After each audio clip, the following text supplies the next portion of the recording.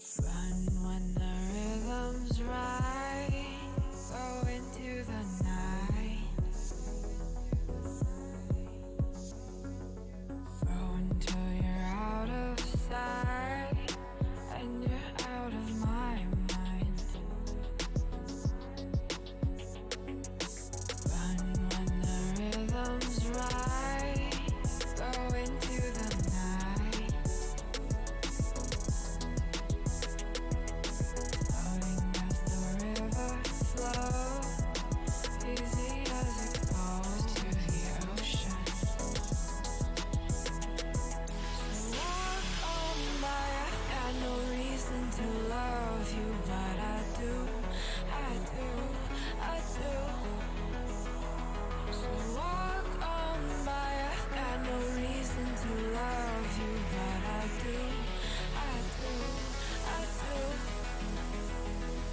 Show me colors of the sky, but all I see is gray. You lost me when you lied. Promise me, but you never tried. Secrets in your eye, you go and run, I'll hide. Show me colors of the sky, but all I see is gray. You lost me when you lied. I don't ever wanna be crowned, just another prize. It breaks my heart, heart, breaks my heart, heart, heart, heart, breaks my heart, heart, heart, heart, breaks my heart, heart, heart, breaks my heart.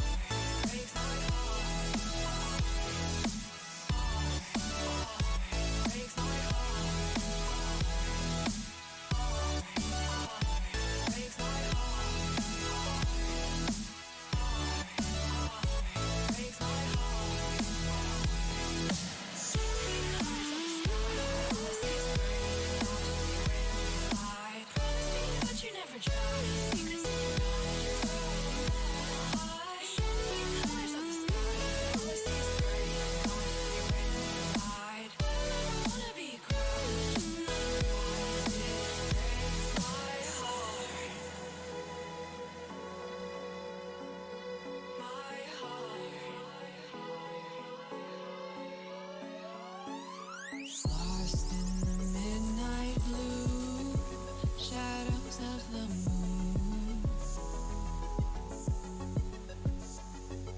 Here with open arms for you, feeling something so new. Said with me you'd reach the sun, oh but we were so young.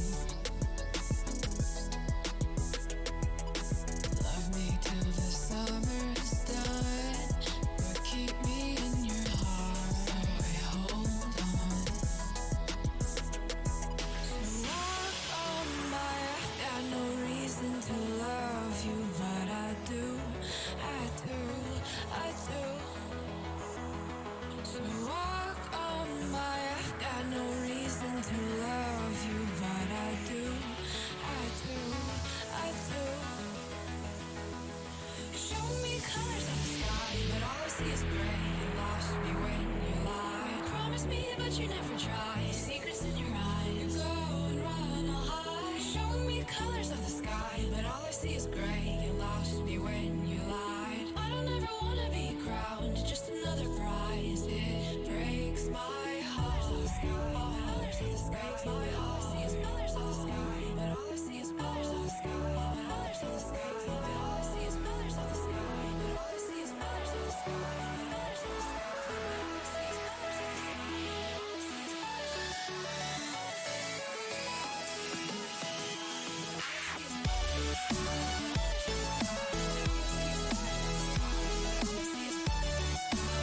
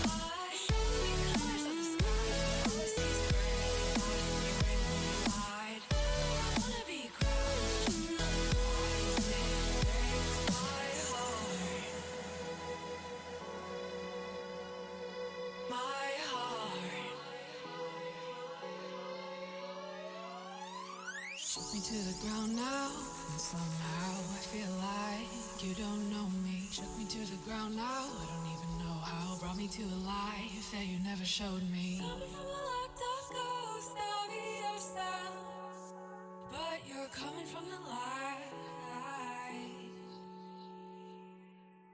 There's more to you than you ever thought there was. Yeah, you're coming from the light.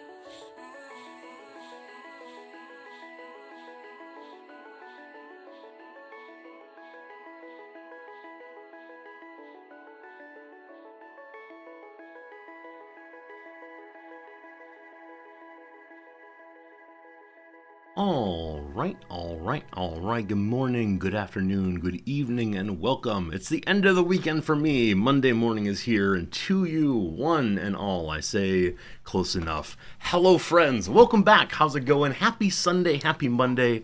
Hope things are going super well for you. Noms is just leaving outside the door. I think she said bye to you all. She also said hi to you all, and I offered just the same. I guess I offered just the hi part. No bye from me, at least not yet. Cajun Killa, thank you so much indeed for the continuing subscription. I appreciate it. You did your dog last night, but your homework ate it. That's strange. Thanks, though. I appreciate it. How's it going, Axix? Oda Toda, a pleasure as always, my friends. Good to see you here. Pepper, what is up? It is good to see you, Jim. Hello, Lost. Hello, Fernanthus. Welcome in, Freak. Good to see you, one and all, sincerely. My friends, this weekend was so much grading.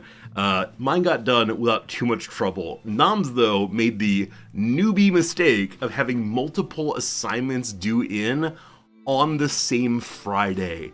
And so, really and sincerely, she began grading yesterday morning at 7 a.m., We then went over to the local Denny's and had our breakfast while she graded.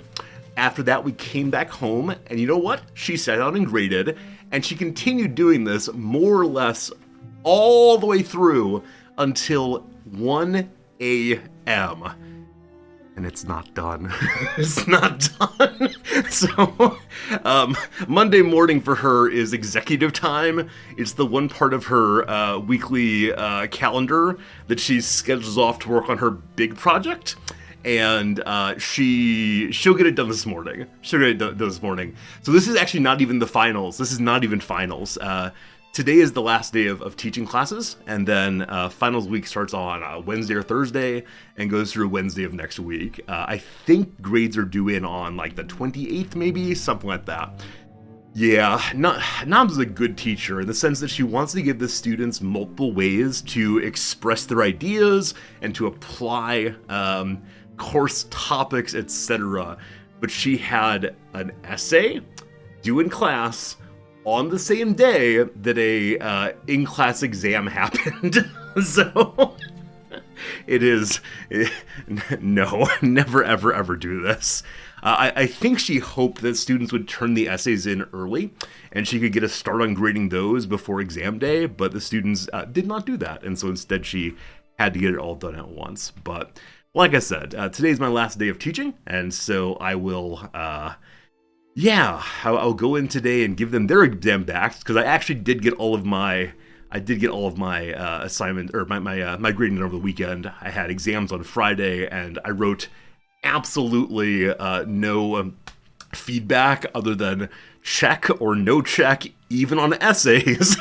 And then I just wrote a score, and I'll tell them if they want to come argue, I'm happy to argue about it. But yeah, that's the only way it's getting done over the course of a weekend. Has Nam's taught before?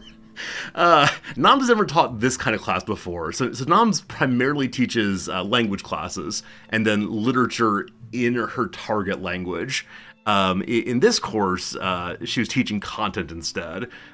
She was teaching a humanities course similar to kind I teach, and she's absolutely right. She's absolutely right to believe that it would be nice if students would turn things in early, but no, they were just not doing it. Our students here are very responsible. The Japanese ones are, but no, the American ones tend to be, American students, and some of them are incredibly serious, and some of them are here to see Tokyo.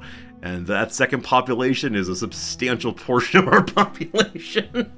Hey, Cajun, what's Namza's target language? Latin and Greek. Her specialization is Latin, but at any American school, you're not going to get hired just teaching Latin, so she does Greek as well. But these days, she doesn't teach anymore, and happily, after the semester, she has promised not to teach again for at least 5 years. So we have a respite in which things will be quite a bit nicer, and which we're not going to stay up till 1 a.m. doing grading. That's going to be a good thing. Very, very good. Klaus, it's true. There is Denny's in Japan. I actually don't know how certain kinds of American companies work in Japan and others don't. Denny's has been around for a decent amount of time. It is similar to American Denny's, but with everything very, very, very scaled down. So you can get pancakes, but you may have 2 pancakes, and they come with a very, very small amount of butter, and syrup doesn't really exist. Now, you can add something similar to syrup if you want to, but it's not the super sweet stuff that you get in the US, nor the like authentic Canadian or New England maple syrup. It's something that's kind of sweet, but not flavorful in the same way. Are there Waffle Houses in Japan? I really doubt it, but I'm not sure on that. Also, the Denny's here, serves like standard Japanese fare. So a lot of people have rice and soup for breakfast. People have their little blocks of tofu. It definitely has American style dishes, but many of them are just much smaller and much more healthy. What are the moons over my hand near the Grand Slam? No, absolutely not. If you want, we can pull up sure, let's do it. I wasn't planning to do this, but yeah, let's go ahead and pull up the Japanese menu from Denny's and see what happens here. Hello to you, Sophia Dragon. Thank you very much indeed for the generous resubscription.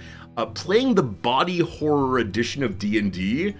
So actually, I know nothing about this game. The only thing I know about this game is that it is well-regarded strategy RPG. But past that, I have no idea. So will this game go in the Cronenberg direction very quickly? Are we taking the horrors of Dredge and moving them into Wildermyth? Wildermyth? I think it's Wildermyth, because that sounds like wilderness. That sounds right to me. Let's see here. Denny's Japan menu. All right, very good, very good. Let me pull this up so you can see it too. This? Haha! All right, we will embiggen slightly. So, Denny's restaurant offers Western, Japanese, and something else, apparently. Here is the foreign language menu. No, that's no fun. That's no fun. We need to see the Japanese menu, because there are no pictures on that one, apparently. Oh gosh, that's quite yellow. My apologies to your eyes. Okay, so this is Ego. Yeah, it's foreign language. All right, let's see if I can find the menu in Japanese. Good. I know what the katakana for menu looks like. Well, there it is. It says menu happily in English. No, don't be foreign language. Don't be foreign language. Okay, here we go. So there are actually pictures. Yeah, so a big thing in Japan is the seto. It's not just like at the fast food restaurant where you order the number 4, the number 5. Pretty much every chain type restaurant has a set of sets. Where you get a variety of things and also get the drink bar. And the reason that we go to Denny's instead of making breakfast at home on Sunday mornings is Noms loves the drink bar so very much. It's a pay one fee and find your way to getting pretty much any drink you want to. You can go up there and get your coffee, your tea, they have 12 kinds of tea. It's very, very nice, but Nom really enjoys that process. So this is sort of the standard American fare here. I'm bigging it twice more. As you can see there, all of the breakfasts come with salads. Yeah, so the side dish here is salad. Do they have breakfast beer? Yes. This is something that really threw me off when I first came to Japan, but you'll see the breakfast menu does have alcohol in it, and people drink at breakfast, which is, I think, in the US, strongly frowned upon. Here, the culture on alcohol is much more permissive. as long as you aren't harming other folks. Yeah. Is that a good deal for about $5? Absolutely. Absolutely. It's not super expensive. And then, here are the things that you would expect to see at an American restaurant, right? There's your pancakes. There are two. This is not maple syrup. It looks similar to it, but not quite the same. The grilled cheese sandwiches have usually little pieces of ham inside them. These are the traditional Japanese breakfasts that a lot of people go there and get, the rice and the miso soup. And then, yes, the all-you-can eat beverage station. Oh, you want to try the toast? It is so thick. Actually, I'm not going to go get it, but over the weekend, I actually had toast at the Denny's. And so I then went to the bakery and got for myself some very, very thick toast. And so now I have two different thicknesses of bread in the house. Yes, exactly. Bread morning indeed. All right, this is the bread morning section where you can get your meals. This is what I had yesterday, actually, was toast with the boiled egg there. There you go. Yeah, they don't call it Texas toast. I actually don't know the words that are used for different thicknesses of toast here, other than sandopan is the very thin kind that's used for sandwiches usually. Grilled cod roe potato salad. Anytime you see anything pink inside of Japanese food, it is almost certainly going to be little fish eggs. It is possible. It is possible that it will be strawberry, but you're going to get tricked at least once. Yeah, there's the big French toast pile. I think they have a side where you can get 2 French toast, but I think 4 is the standard big order here. And then there's the breakfast menu. Yep, bacon and eggs with natto. So this is the combination Japanese and American.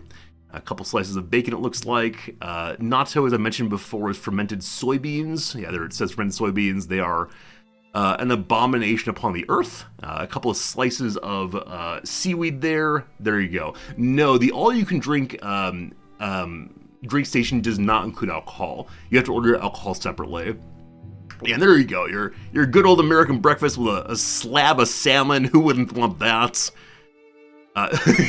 So the translation here of chicken and egg is very, very sweet.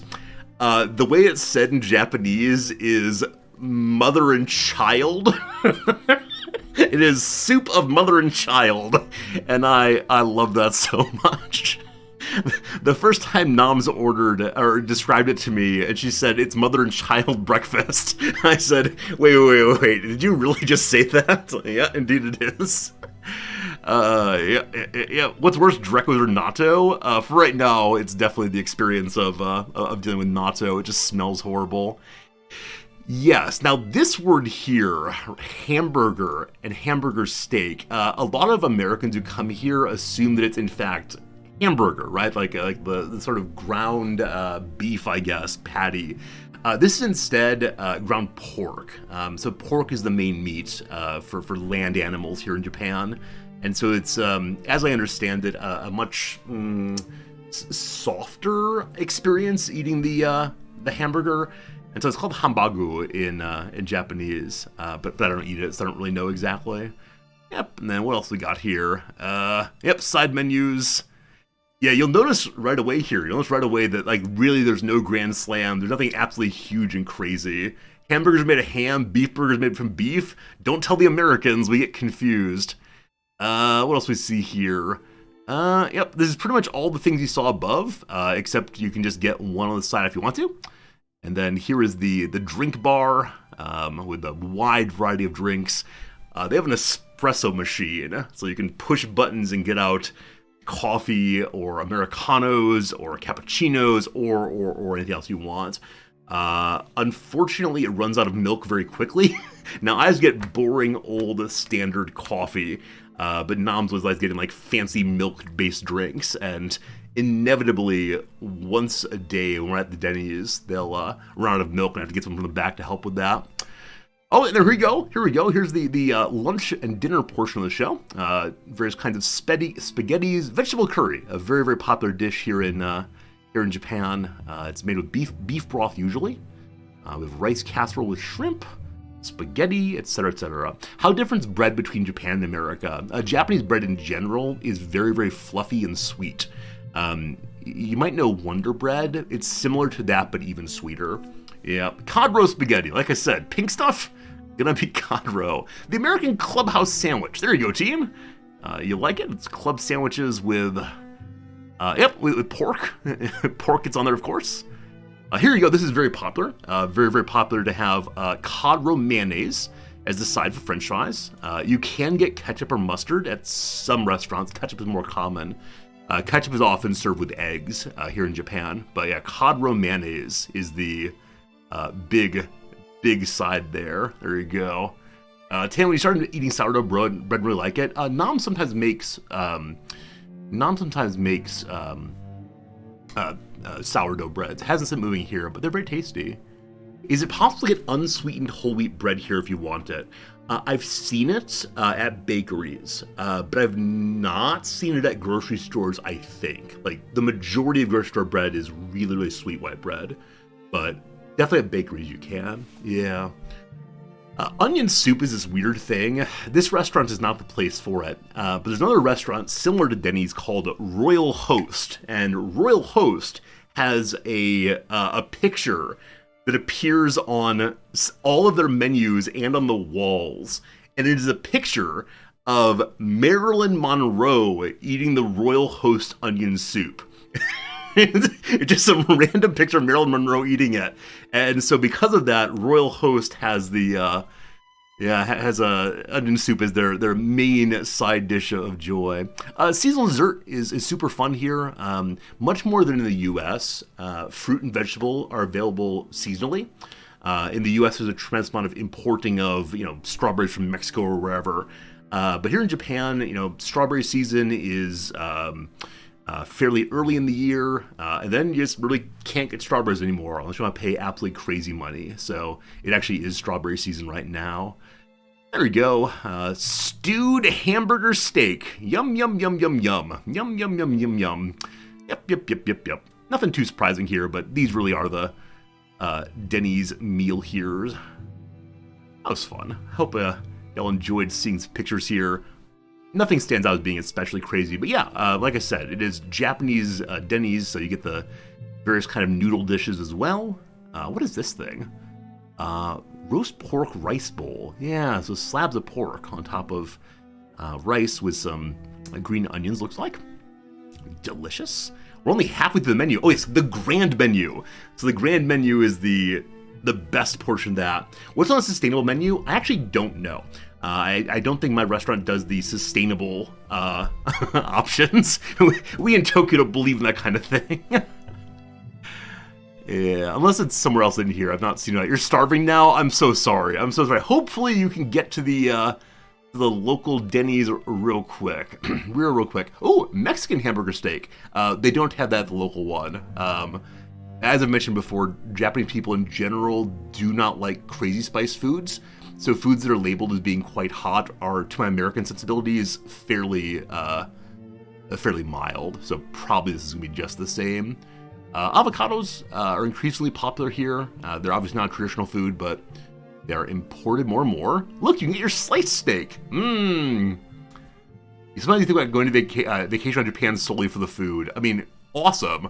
I would discourage going to the Denny's for that.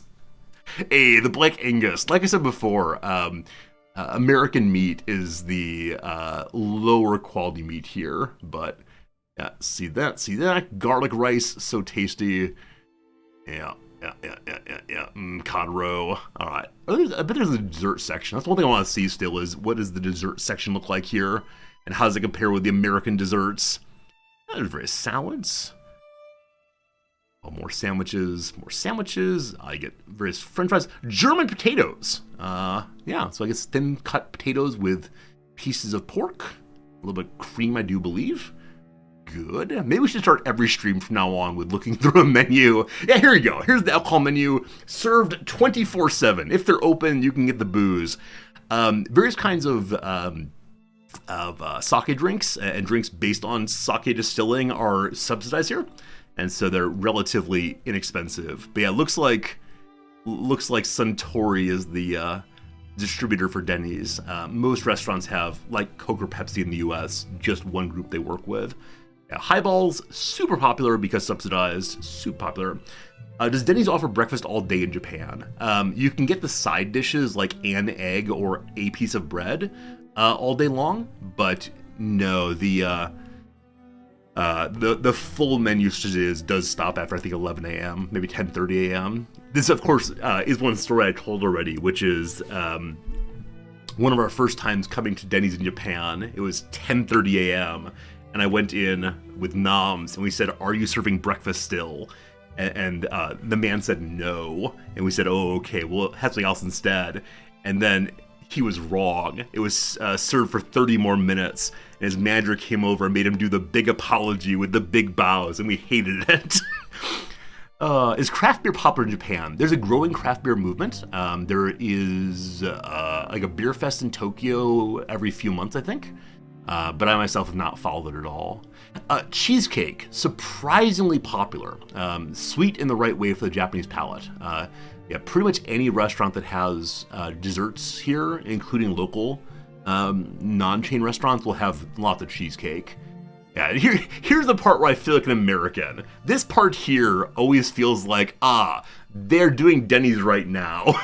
So, yeah, you'll see the gigantic desserts here. Yeah, the cheesecake does look a little bit yellow. It must say corn cake cheesecake. Yeah, caramel honey, big. That's like it's an American restaurant. Oh, mint green tea parfait with rice flour dumplings. Delicious. Nata de coco. Yeah, things like red bean soup. These are flavors that, they have flavors that are not usual to the American sensibility. Like hearing my dessert is made of red beans feels very, very strange to some folks, but it's pretty good. It's a mild but friendly flavor. Very traditional for sure. All right, we got some ice cream and such. Oh, the kids menu! Look how adorable this is. You get little stickers. Everyone's favorite part of the kids menu is the little flags. So these are still popular here in Japan, especially for children's menus, but also for certain meat dishes. They come out with little flags of the nationality of the thing, of the food there. Yeah. Oh, look at the little cute pancake there. Oh, how adorable. So instead of making the pancake in a particular shape, they use the sugar to identify the kitty cat. Oh, it's cute. Is this amud rice? Yes, this is amud rice. It's a very popular dish that started during the American occupation, where it's packed with rice and little pieces of hot dog often, with egg outside of it and ketchup atop. There you go. Low allergy plate. One very sad thing as far as the sausages go, they don't do it here. But one adorable practice Japanese people do that I'd never seen before I came here is they cut the hot dogs into little octopuses. I guess I can show you this, right? Google images. Probably could have gotten there faster. Hot dog octopus.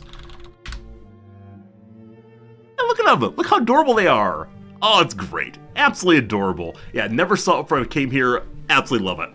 There's an ad coming in 1 minute's time. I'm just going to keep talking through it. On the other side of the ad, we'll get into today's game. I promise. As I've been told, though, these originated from Japanese parents, mothers especially, wanting to win the competition, implicit competition, for sending the very best boxed lunch with their child to school. So people tend not to have just like the sacked lunch. Instead, if you're doing parenting right, of course, parents take a lot of care to make things look extra cute, to include like stickers and like different adorable utensils, and it's a whole ordeal. At many of the major stores, there's a section for making your kid's lunchbox very cute. All right, back to it. Low allergy soybean cake. Strawberry on top. Baby food. I wonder what happens if I would order baby food. But as you see, the baby food has fish in it, because what doesn't? And I believe that's about it. Yeah, here's the strawberry season. Lots of strawberry dishes. The strawberries you see are quite expensive here. Yeah, many of the nicer fruits are. Yeah, there's a pile of strawberries. Looks like, what, 5 of them for $4.40, about, what, $3.70 or so. There you go. Ta-da! Is it common for kids to bring box lunches to school here? Yes. Yeah, absolutely. I'm guessing some schools have free meal programs, but I don't know about them at all. It's still traditional for kids to bring their own lunches. All right, I'm gonna go back to the big screen. Thank you for, I don't know, tolerating that quick jump through the Japanese Denny's menu. I've actually never looked through it in detail because I ordered the exact same thing every single time, and yeah, it was fun to see some things I will never eat. There are other American restaurants here. KFC, as I mentioned before, is very, very popular. Once we're on towards the end of the year and it becomes Thanksgiving time and Christmas time, I'll definitely bring up the KFC menu then, because KFC here, that's a Kentucky Fried Chicken, has just absolutely ridiculous offerings. The one that always stands out in mind is they have a red wine glazed whole chicken. Those of us who know American food, there's no part of that makes sense with KFC. So I'll show you that in the future, and it's good. You love the tour? Awesome, Sam. Thank you for that. Biff Gimbal, halo halo is the official national dessert of the Philippines. Yeah, Noms really wants to try halo halo. It has such bright and fun colors. Whenever we do, I'll definitely bring it up and show you all. Oh, you know what? I actually took pictures this weekend to show you, and I totally forgot to send them to myself. Is it worth doing so? Let me look at the pictures real quick. If I hold this up to the screen, can you see it? Okay, so this is a Pringles flavor. It's not working super great, unfortunately. Yeah, there you go. So the top line there says addictive garlic. Addictive garlic. And so it's a garlic and butter flavor of Pringles. And I like they use the word addict, as in drugs, to describe what's going on with that one. Yeah, it's pretty tasty, for sure. That said, Pringles here are much smaller than American Pringles. The cylinders they come in are roughly the same size as American ones, but the inside is much, much smaller. What else do I have for you? If you're on the Discord, you would have seen a number of pictures from my students' papers. Some of my students have did so poorly. I'm going to begin class today with, you're going to enjoy the second part of the sentence, but here comes the first part first. My friends, the most common grade on this week's paper was B for BS. It was an absolute disaster. I suspected throughout the last portion of the course that the students were not reading the book. This is absolutely true. I asked a question about the most important part of the last quarter of the book that I hadn't lectured on substantially in class, and I'll say 80% of the students knew nothing about it. Took the phrase and just made up things in the area, and yeah, so I decided to grade in a friendly way.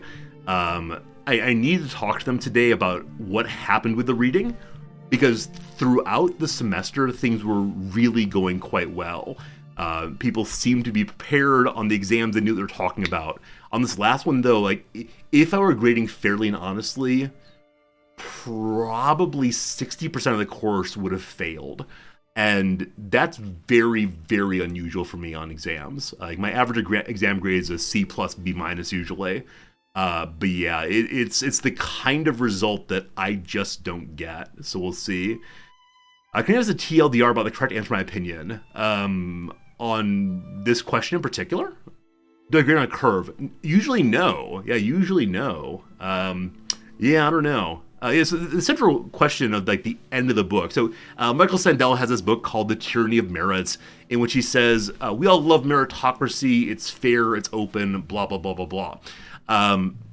And unfortunately, it's the case that the way merit works in our society, that say people get rewards based on what they do, the kinds of things that people do, are able to do, are conditioned by the kind of life in childhood especially they have. And so though meritocracy is supposed to be a fair and open process of redistributing wealth across generations, you can rise or you can fall, etc., etc., it winds up being the case that our meritocracy has become aristocratic, which I think we all know, but he brings together a tremendous amount of data to show we use the language of merit to say you deserve what you get, to justify a system that ends up just, as he puts it, meritocracy is not the solution to inequality, it is the ongoing justification of inequality.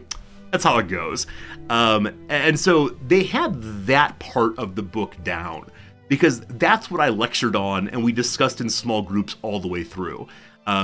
Sandel's title case, the case he uses most throughout, is college admissions. And they really, really, really care about college admissions. And so that worked well. The last chapter of Sandel's book is what he calls the civic perspective. It's his attempt to fix this problem. Actually, he has two solutions. The first solution he calls the lottery idea, in which he says, instead of having things operate on pure merit, where the person with the highest possible score gets into college, he says instead we should have some cutoff, call it a 3.2 or 3.5 GPA or whatever, and then anyone who hits that should go into a random selection. And this way the people who have the very best possible case, which tends to be coming from prior privilege, won't be advantaged even more. So the lottery idea is one solution.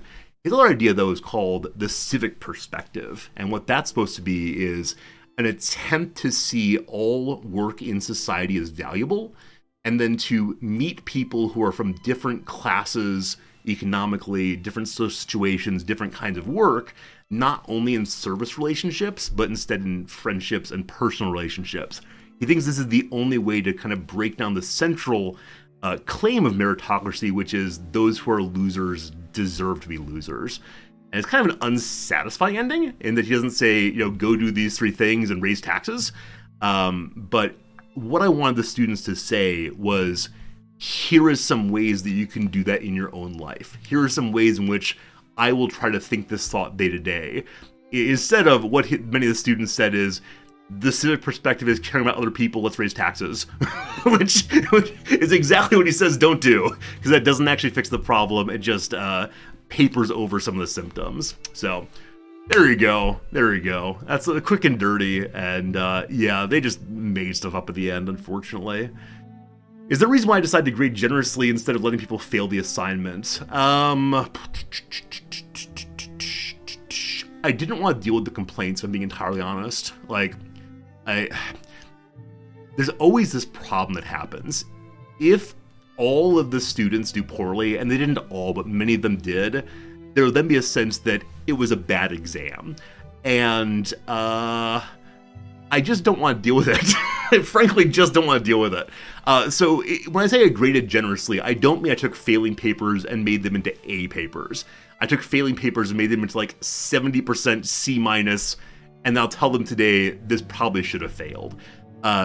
Because this class is required, if these folks fail, where they had a pretty decent grade throughout, and then suddenly they fail, it's going to lead some issues. It's going to lead some big issues as far as their plan for graduation.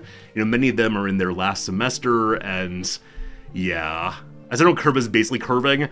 It's not an explicit curve, but yes, it is ultimately that. Required from a major, all majors. Yeah, the school I teach at has a sequence of courses that's required for everybody as part of the becoming a good citizen and thinking about the world. It's 2 classes, but good old gen ed indeed. Yep. Yeah, recapping, it is an implicit curve. Now, I guess I'll cop to that. That said, the people who earned normal A's or normal B's, I'm not saving them. I'm just cutting off the bottom, which I don't think is how curves are supposed to work.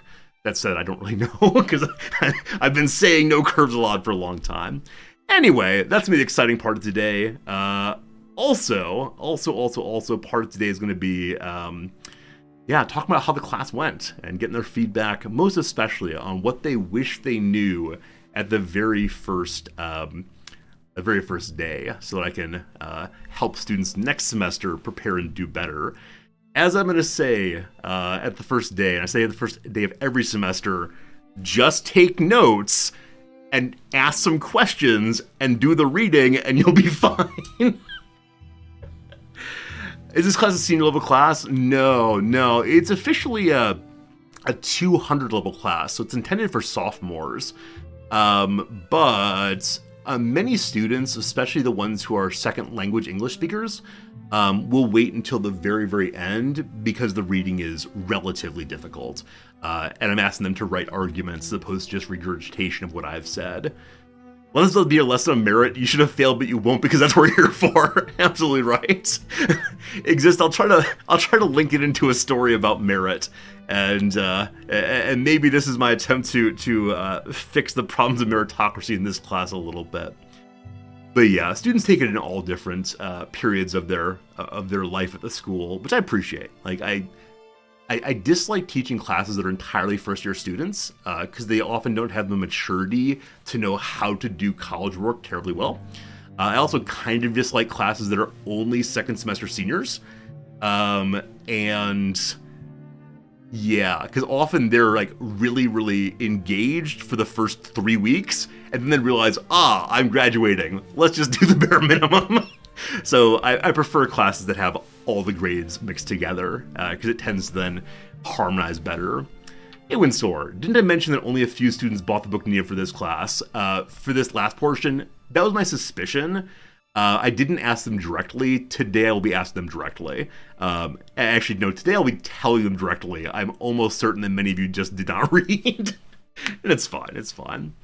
Ones in the US, can I tell who took AP classes in high school and who didn't? Not exactly, because some high schools don't have advanced placement or IB classes. Yeah, I mean, I can tell who the perfectionists are, because they're the ones who get the A- and come complain. So, yeah, I mean, sure, certain students have certain advantages in high school, but yeah, often, as it happens for, I think, so many people in this community also, there are people who are gifted kids in elementary school and high school and didn't have to work super hard, and then they get to college and they go, oh God, what happened? Yeah, it's what it is. Joe Pickles, how you doing, my friends? Klaus, you just ordered IHOP breakfast takeout for dinner? Absolutely, my friend. I didn't tell you until now. I'm actually a partial owner of the Denny's Corporation. Today's stream sponsored by Denny's. Denny's, it's good for your heart. Maybe? All right, my friends, that's enough blather time. Let's get into the game. So last week, let's say on Saturday my time, we finished up Dredge. I really enjoyed 95% of Dredge. It is a really fun game. Many are still talking about the school stuff. See, I move on topics too fast. I'm always like, well, no one cared about this. On we go. But let me glad that you're saying that we'll talk about Dredge. You didn't like 11th grade English. Only read one of the 6 books required. Yeah, I don't know what tests are meant to do anymore. I don't know what school's for. Now's when I get very, very, very discouraged if we talk too much about what college is for these days. So we don't ask that question. We just say secrets. We're paying our paychecks, that's fine. Hey, Growth, good seeing you, my friend. Has the Resort Channel been bought out by the Denny's or Denny's Japan? I assume they're one company, but I don't know. I'll have to look into the relationship there. Yeah. Well, let's not think about the aim of school at all. All right, what I was saying though, Dredge, right. With Dredge, I like the vast majority of it. It's a really fun fishing game. It's got a good mystery to solve, etc. No spoilers in case you're playing it yourself, but the ending, in my view, drops off pretty hard. It's just too short, and unfortunately, in my view, ends up... how do I put this? Raising more questions than answers. Like, there's some cool parts revealed, but also some kind of questionable parts, in my view. So that's all I'll say on that. If you're here, you heard me ranting and raving, and then little cute noms over here. Are you just a sore loser? She said that on my stream. She asked about being a sore loser. So, fine. But it was okay. It was an okay game, and I'm glad we spent the time playing it. Now, today's game, called Wildermyth, I am so curious to see. It's a game that I saw released, a year ago or so, and it has really good reviews, and it looks super interesting and challenging, and it's strategy and RPG, and two things I love. That said, I have seen it's a very long game, and so I doubt we'll play it all the way through, but who knows? We might get hooked on it, and we'll see. Hey, Eka, aren't there lots of good stories leaving more questions than answers? Yes, sure. Like, there are definitely spooky stories and mysteries and so on that open up questions in the end for you to think about. This did not feel that way to me, and I'm happy to say it's a limitation of the reader as opposed to a limitation of the game, but I was just dissatisfied with the ending because, I don't know. I don't know. I thought we were doing one thing, and then it didn't quite end up being that thing, and I don't want to spoil it for people who didn't play it, but it was just not for me, unfortunately.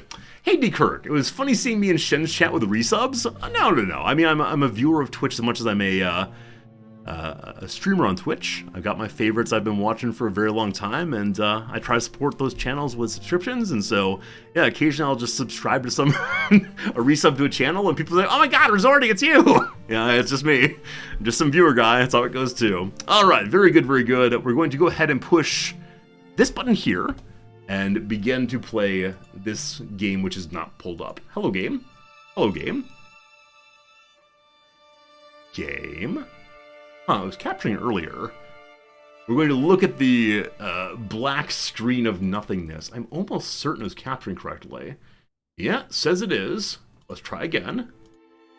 Ta-da! I love the graphics of the game already. Like, just the way it's presented to us. The colors, the fonts. So incredibly cool.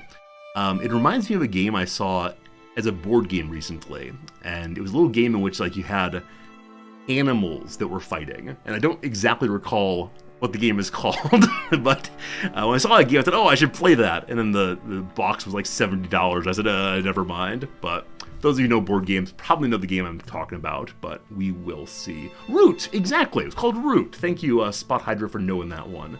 Have any of you played Root? Is it good and cool, etc.? Hello, Axix. When I'm watching other streamers, am I also dressed in streaming attire? Do you think this comes off? Do you think I actually have skin underneath my suit? Wishy, thank you for the continuing subscription. I appreciate it. Very good seeing you. And thank you for continuing that streak all the way through. That's a lot of months and a lot of appreciation for sure. Root's an amazing board game. Yeah, as I mentioned before, back when we lived in Nebraska, we were close enough to Omaha that we'd go to a board game cafe there, and if you're ever in Omaha, 2 thumbs up, highly encouraged. Get the apple cider drink, but it's a place where you go in and I think pay $5 or $7 for an all-day pass, and you can play any board game in their library, and they take incredibly good care of the board games. Part of the checking out and checking in procedure is seeing that all the pieces and parts are still there. And yeah, we'd go there on windy and rainy days and just sit and experience all these games that you'd have to shell out big money for it. Yeah, it was absolutely great, though. Absolutely great. All right, I'm gonna push the how to play button. I know many of us are anti-tutorial, but I'm just curious what it's gonna tell us about the game. So, okay, I thought it might offer some like deeper commentary, but initially it's gonna be here's how you move around.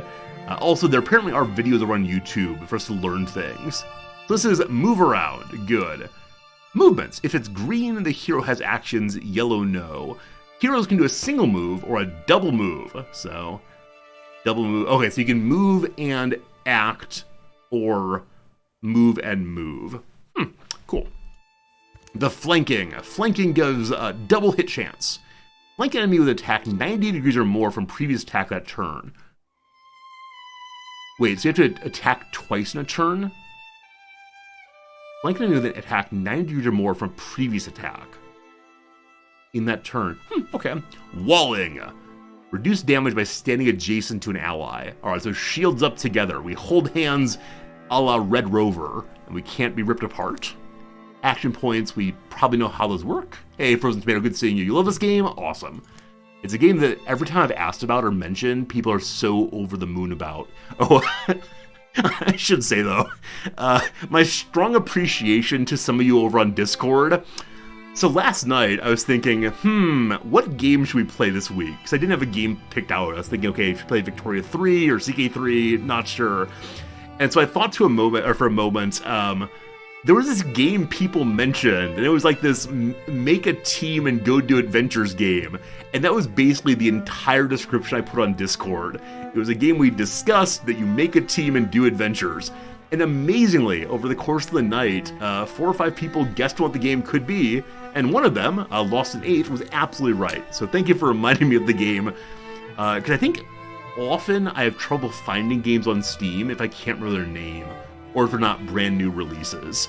There are probably so many really good games out there that I'll just never find, because there are so many other games to play as well. Armor blocks physical, warding blocks magical. Cool. Warding is refreshed at the start of each turn. Okay, so armor, I'm guessing, does not refresh at all until maybe after war is over. There's cover also. It's a little XCOM fun. I do see percentages on attacks. Exciting. There's a game called Dave the Diver. It's so good. What kind of game is Dave the Diver? The Gray Plane. Be invisible. Ignore armor. Huh. Okay, so some kind of stealth mechanic where if you attack from stealth, you aren't blocked by armor. Interfusion. Interfuse with an object, then use the object to attack. Interfuse. Okay, so you interfuse and then blast splinters from it. I was kind of hoping that you would like become the table and then, I don't know, wander over and step on the beast. Various kind of weapons with various kind of effects. Is it important that I memorize this right now? Those of you who played the game, like, when thinking about the kind of enemies that I will fight, is it absolutely necessary that I know these synergies and anti-synergies? For example, if we're going against something with heavy armor and I have spears, will we just lose the mission or will it be a little more difficult? The first mission will help us with this. Okay, in that case, I'll stop reading and hopefully we don't get terribly confused while playing. Hey, Jerry, how's it going, my friend? Thank you for the resub, Jerry. Super appreciate it. And also, my goodness, Agonarch Artist, thank you for the ongoing tier 3 sub, too. So many subscriptions already this morning. Thank you, everyone. Agonarch, awesome to see you. Hello, Jerry. Hello, everybody. All right, let me just make sure there's no change I should make here so you all can see it a little bit more easily. Usually UI size is the big one, but nothing like that. The interface side, can we change languages? Oh my goodness. Oh, some languages are missing, including Great Britain language. One of you needs to go make the Great Britain language. Larger comics. These are larger UI size for comics. It'll cause slightly longer load time when viewing and closing comics. Rebuild the UI. Sure, sounds good. And I will embiggen the UI for our purposes. Looks beautiful. Okay, cool. Let's play our game. New story, multiplayer, or let's go back. Oh, it'll grow on you. Thank you for the Prime sub also. Let's bring some Jeff Bezos' dollars in the mix. Thank you, Papa Jeff, for sustaining the channel. And Grow, thank you for choosing to spend your Prime sub at Resorty's stream. I appreciate it. Joe, thanks for the comments about Dave the Diver. I'll look into it at some point, but I'm starting this one right now. Good to good. Cat.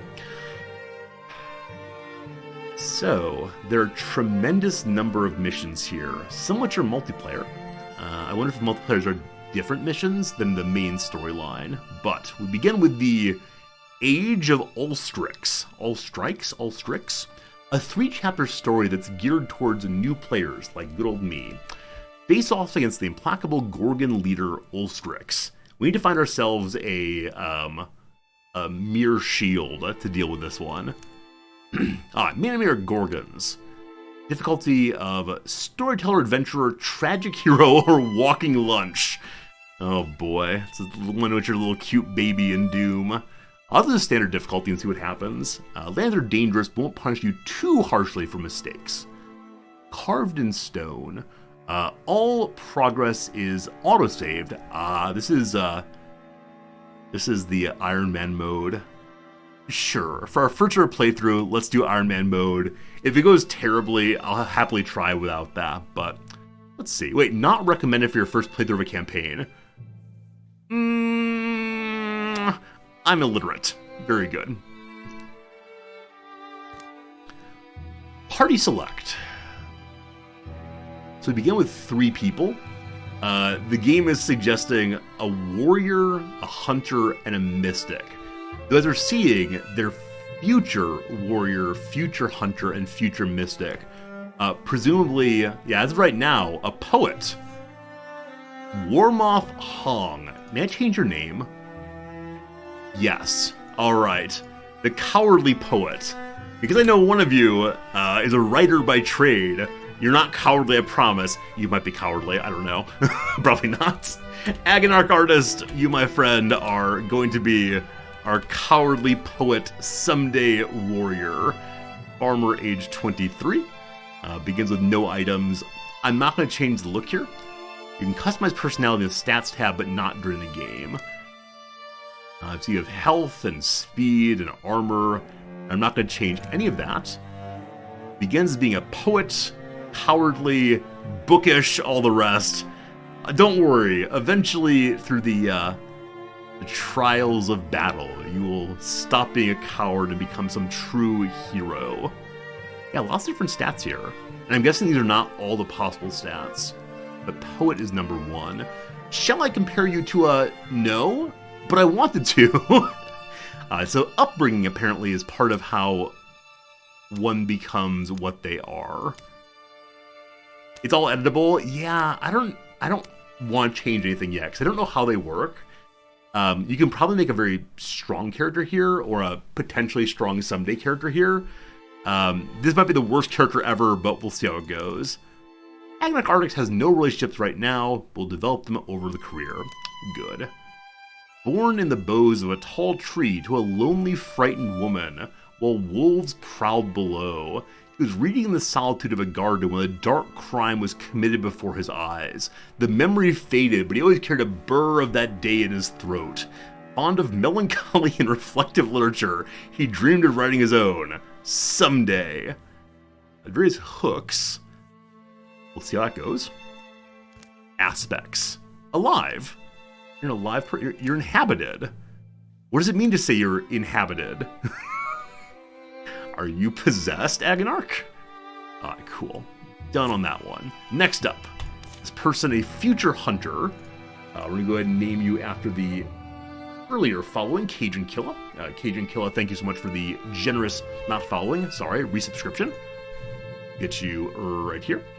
Cajun Killa. A perfect name for a hunter. A snarky greed wagon. I have no idea what greed wagon means here. That's in the personality, I think. Okay, it just is greedy. I'll take that and that and that.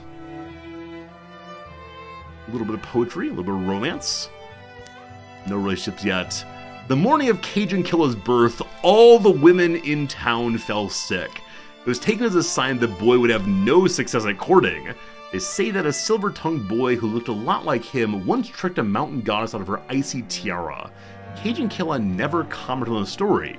He cared little for the woes of the weak, and owned that self-interest was the only interest. So do you begin with an icy tiara? No, there's no gear here, so probably it was lost, or it's just a story not to be believed. And finally, Sophia Dragon. You're going to be our compassionate leader. Apparently you begin as like a mage character as a goal. Maybe we can get you turned into a dragon eventually. Hello, Matherius. Good seeing you, my friend. Alright. Personality here. Wow. Really wants to be a leader. And a healer. And is very snarky. Okay, not a goofball. I'll be curious to see how the goofball traits and non-goofball traits play together. Like, will the serious characters dislike those who are more goofballs? Alright, here are our 3 characters. Agonarch Artist, a poet, Cajun Killa, a greed wagon, and Sophia Dragon, a compassionate and kindly leader. They're starting calamities. I don't know what those mean. I'm gonna go with 0 though for right now. Growing the lands. It takes a bit of time to put it all together. Get ye ready. Okay, Smoke by Douglas Austin. C for character sheets. Alright, so humble ginnings, oh, like beginnings, ginnings, ha, funny, are the only thing that person's wearing. And that one, so no items at all yet. Relationships, nothing. Oh, I have to pull the UI back. If the UI here cuts off text, I'll definitely make it smaller again. This book. So we can Z to go back, F to go forward. Next, I guess. It was a dark and stormy night. The kind of night where the wind blows hard, the stars shine, questioning whether the earth or the sky holds supremacy. The sky wins this day, the beasts of the field are scared away, I don't know, whatever. There's room in it for another story. I don't know what this means. It's cold. I'm stuck here. So is this Douglas Austin's story of where he is? Maybe I don't survive the night. Then these words are for my friends. If you find me, be brave, Agonarch Artist, Cajun Killa.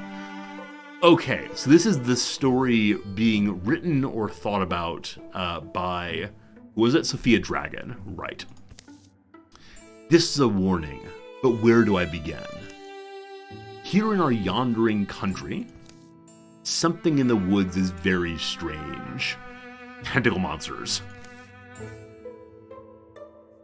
Hillocks, green.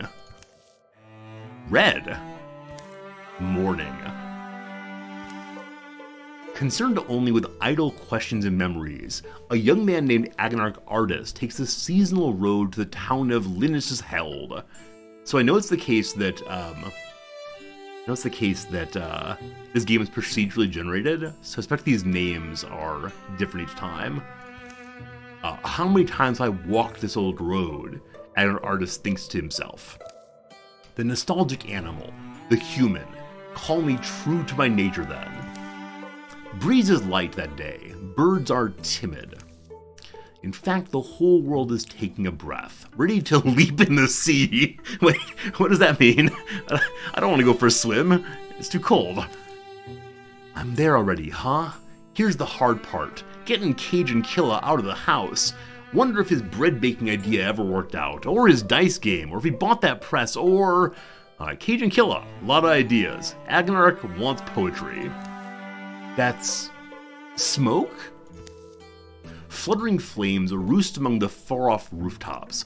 Agonarch Artist hurries towards town. Think of Cajun Killa, a young man whom he's known since boyhood. Okay, my camera's me in the way here, isn't it? We can still read at least. That's good enough. So this apparently is choose your own adventure. So Agonarch Artist is hurry in and watch me worry and he's fine. Watch me worry and he's fine. Oh, okay, I see what's being said here. So Agonarch thinks it might be a waste of time to run in and help out. If we choose this, a rivalry begins between the two characters. Or he must try to cook breakfast, a little joke about burning down the whole city. Or I'm really running towards the fire for him. Alright, do want our poet to already attempt to romance his friend. Let's just be friends here. Cajun Killa, you alright? I'll get you out. Just make a little noise. Welcome to a mission. Hero, Agonarch Artist, has an action left. Hero has no more actions. He looks cute, you're not picky. No, no, no, no, no. No, no, no. I'm not going to start with romance because that then leads to divorce, and that will cause the sundering of the party. Heroes can do one move or a double move, etc., etc. Heroes can take their turns in any order you want, and then all the enemies take their order. Okay? This game doesn't have like a speed mechanic where certain characters go first always. Alright, so if I go here, I can probably put out the fire. Objectives are listed up here. Put out fire. Do we see anything? A blue door. And an area behind, surely full of pigs and such. And that's about it. I really like the little, like, flatness of these characters. I like their cutouts, actually. So, do we right-click or left-click? Left-click it is. Oh, hopping along. Alright, and then we can use one action pip over here to extinguish. Extinguish the fire. Select the extinguish button on the ability bar, then select the fire. What's this? Rope. All adventurers need that. What's this? A bench. Partial cover for adjacent figures. They can take 4 damage, it looks like. What's this? You're gonna hear me say, what's this? It's Schmitz, I bet. Put out the fire. How do we do that? Do we stomp on it? Do we blow on it? Is it in fact a birthday cake? Up again, and put that one out too.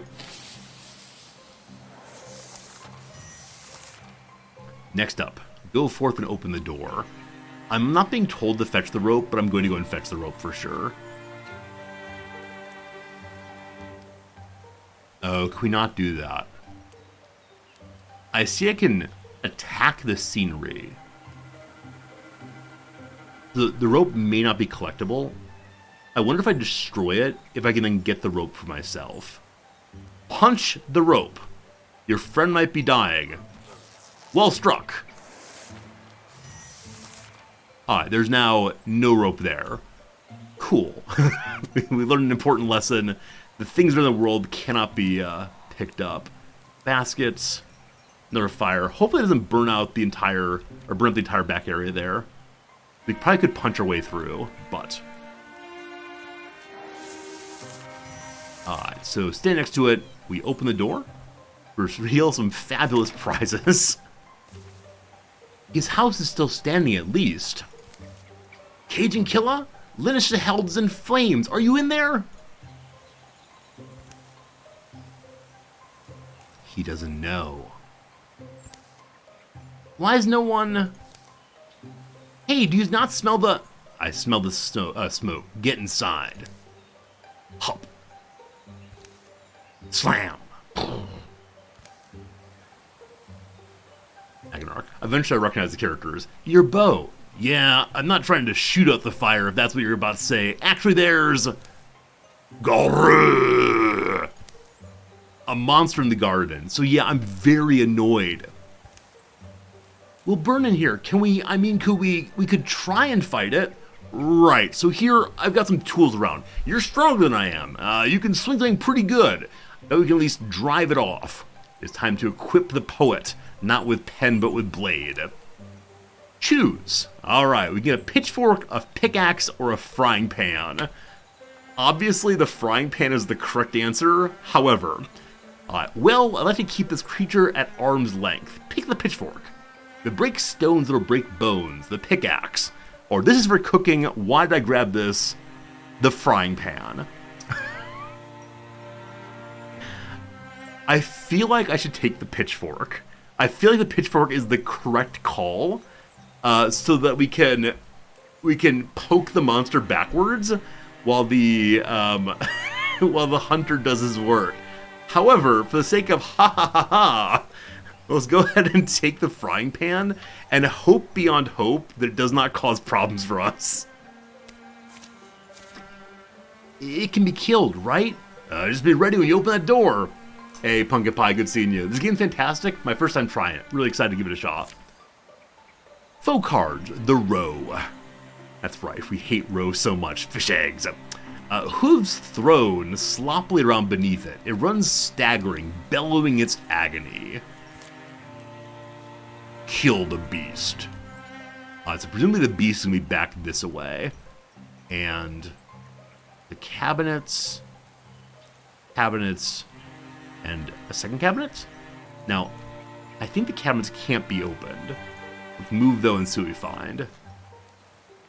We can attack it, that's it. Alright, I wonder if I attack it if we'll find anything inside.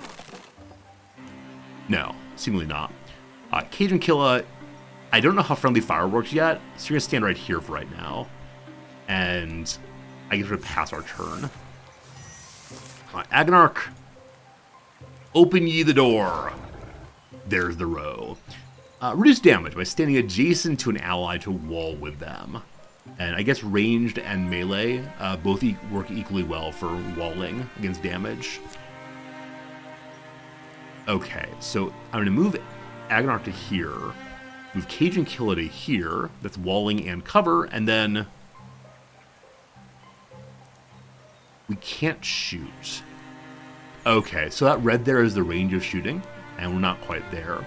If only we had Overwatch. We don't seem to have one, so let's wait there for now.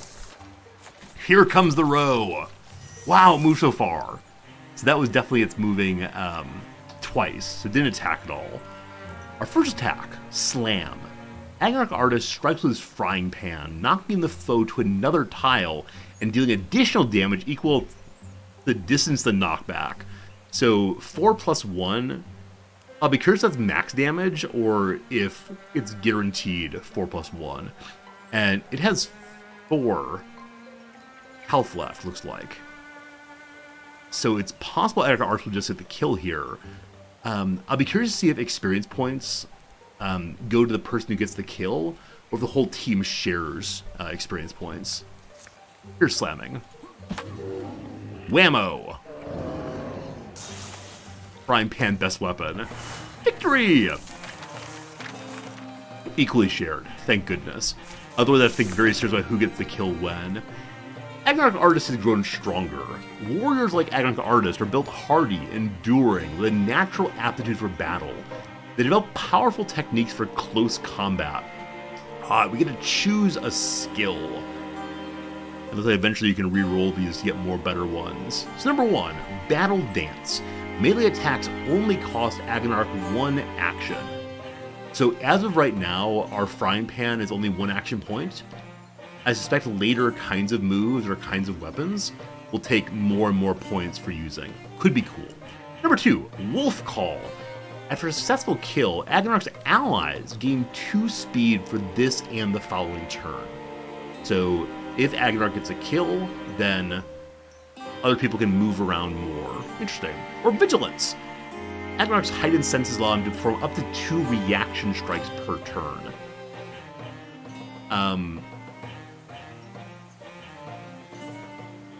Okay, I'm between the first and the third. I don't yet know how Vigilance works. I really like the idea of our tank being able to do some damage when being attacked. Yeah, we're gonna do Vigilance, and hopefully it works the way I think it does. What I'm thinking right now is, if Agnarch's attacked once or twice, some damage will be done back again. I think he's a coward, it's true. It's true. So, no striking out, only maybe parrying response. Parrying? Cajun Killa is a hunter, thrives in the wild, surviving through stealth and peerless archery. Masters surrounding to bring down large quarry. Quarry? Alright, number 1, the Flash Cone. Oh, Battle Dance also lets you move after an attack. Well, die is cast. Whoops, mistakes made. Flash Cone. Once per combat, Cajun Killa throws a Flash Cone that blinds enemies and deals no damage. If thrown at an ally, they'll be hidden. Okay, so Smoke Bomb. I assume that blind removes, yeah, okay, mismatched attack. I thought it'd be lowers accuracy, but it lowers it all the way. Hidden cannot be seen by enemies. Damage dealt while hidden ignores all armor. I'm happy to have this one spoiled for me. Does a character count as their own ally for the purposes of moves like this? Is it possible that I could have Cajun Killa Flash Cone himself and then attack at range with no armor blocking? If so, it seems really, really cool. Number 2, Piercing Shots. Cajun Killa's range have 1 pierce. I'm guessing Pierce means armor ignoring, though I'm not certain on that. And crippling strikes. Cage and Kill's melee and range attacks apply 2 hobbled. Speed reduced, so enemies get in more slowly. Maybe kiting possibilities. I sort of like the flat increase to damage. I also sort of like the idea of slowing folks down, but we'll see. When you're actually in combat, whether or not stuff hits your friends' stuff is pretty clear. Okay, cool. Appreciate that. I'm just curious if it's the case that Cage and Killa can cast on themselves, or they instead need to can only help out their friends. Let's do crippling strikes to slow folks down. We also found the Belt of Divinity, intricately worked leather bound about the waist with sturdy silken cord. 0.8 warding increase. Okay, who gets it? I assume that warding is a kind of armor. I think it might be the armor against magic damage. So Agonarch, you get that one for now. Cool. Oh, claiming gear is permanent. So if you put gear on a person, you can never put somewhere else. Good to know that. I shot a monster. I hit it, didn't I? Did I hit it? Lie to me if you have to. No, you didn't. you just stood there while Agonarch did all the work. The creature's death is quiet. It seems to slip from life in a few stunned, hazy blinks. They spend a piece of the day getting the flames under control. The damage isn't as bad as it could have been. Townsfolk emerge from hiding to fight fires and clear debris. Some are full of curiosity, others visibly haunted by what they've seen. We should go. Be a dragon's alone, unless you think I mean, I'm not sure who's safer suddenly. So, Fia Dragon? She's at the ruined tower by now. Anyway, what about my house? No one's gonna steal your stuff. Sophia Dragon will be waiting for us. What happened today could be happening everywhere, couldn't it? Something about that tower is just stuck in my mind. It's like when you get an apple skin in your teeth. In your mind teeth. Huh? Yeah. All friends. Anyway, I just think we said we'd meet her. We should. The tower in the hills. You've been there? Yeah, once. Actually, looking at the tracks, they come and they go. That direction. Agonarch artists and Cage and Killa follow the pounded path of monsters' feet, hoping for the best but fearing the beast and dreading every other possibility. What shall we do? So I guess this is how our characters think. Yeah, it's how our characters are thinking about what they want to find when they get there. So just be breathing. This is of Cage and Killa. Just be breathing, okay? So we can all yell and go home. Or let her be alive and unhurt. Or Sophia Dragon, you said you'd be fine. Don't make me call you a liar, winky face. No romance allowed. Friendship for everyone. A wordless while passes between them, but the quiet only heightens their worry. You've known, high pitch, you've known Sophia Dragon longer than I have. She's pretty capable, I feel like. Oh. Yeah, Sophia Dragon's maybe too focused sometimes, but she doesn't often disappoint me, you know? Weirder things do tend to happen around her, but I'd say she's probably up there by now. Figuring things out. So lots of the little enemies here. Looks like a rhinoceros, as well as the elk. Next mission is find Sophia Dragon in the old tower. Scouting. In order to find sites in the wilderness, heroes must scout the land, which takes time. Click on an unscouted tile to show the scout action. Alright, so this is the fairy forest. Hello. Keep your heroes busy. Time's an important resource on the overland. Enemy calamity card draws, incursions, and infestations happen over time. Though these are bolded, we can't learn what they are quite yet, making the foes stronger. In general, you don't want to let any heroes idle. If you have heroes without any assigned tasks, consider using them to scout other tiles, build defenses, secure clear tiles, or build bridges or mountain passes. icons in the top left of hero portraits indicates their current assigned tasks. So, day is paused. These are both the idle symbols there. So, there's gathering of the party. Those like gather some items. Prepare defense against enemy incursions or craft stuff in town. Alright, so we'll scout here. And I guess they'll both scout. Labor. I'm guessing labor is how fast the assigned job gets done. So the labor of scouting is hunter-based, where warriors get no bonus that may be. Alright, let's go. Let's check scouting the places to go. Days go past. I don't want to split the party quite yet. The Shinny Keep. The previous night, the tower where Sophia Dragon had arranged to meet Agonarch artist and Cajun Killa is a place she often used to escape to as a girl. She knows its rooms and floors so well. She could survive being chased through them. And now I wait, I suppose. No, that's too high-pitched. We need a good, like, Sophia Dragon voice. I don't know. Maybe Sophia Dragon's actually mute. All the words are only thoughts. Dust gets deep as rain falls in here. Alive is alive. Better have a plan if that beast breaks through. The dragon looks, steely-eyed. You don't mean any of this, do you, beast? You're trapped in whatever sickness has changed you. It's a picturesque old tower, perfect for a plot twist. There's an Elden dignity in the stones. They stand for standing, though it seems they guard nothing.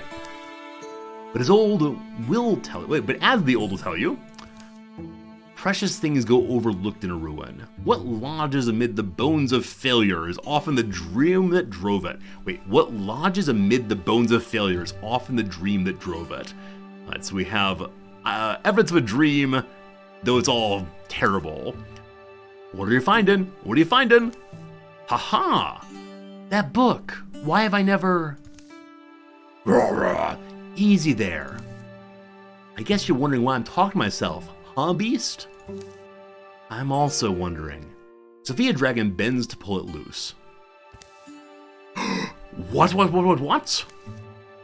The book's heavier than its slender spine suggests. Wildermyth. Are we reading the story of our story? Is it all predetermined? Is time a flat circle? Look at all this. It's full of strange stories, the folklore of folk long forgotten, in a strange script. Circles of the Ancients is wild nonsense. How a woodcutter can read the rings inside old trees from the exact moment a grove began calling itself a forest. I want to talk to the Ent. The Coin-Claw Bear and the Benstrom Fox?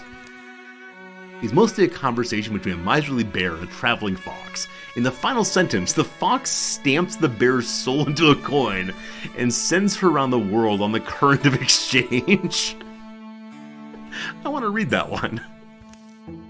The lineage to hell dancer claims that once danced a man in so many spinning circles he stopped moving and everything else began to turn instead. This is the city we were just in. What? Sophia Dragon reaches the last word of the final tall tale. A few blank pages are left. This book... Something in her feels it's coming loose. She can't tell what it is. There's room in it for another story. It's cold. I'm stuck here. This is a warning, but where do I begin? Here, in our yondering country, Sophia Dragon writes, words are ready.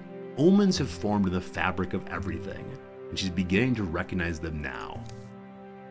Some are just misgivings. They've crept through her body like the sourceless aches one wakes with.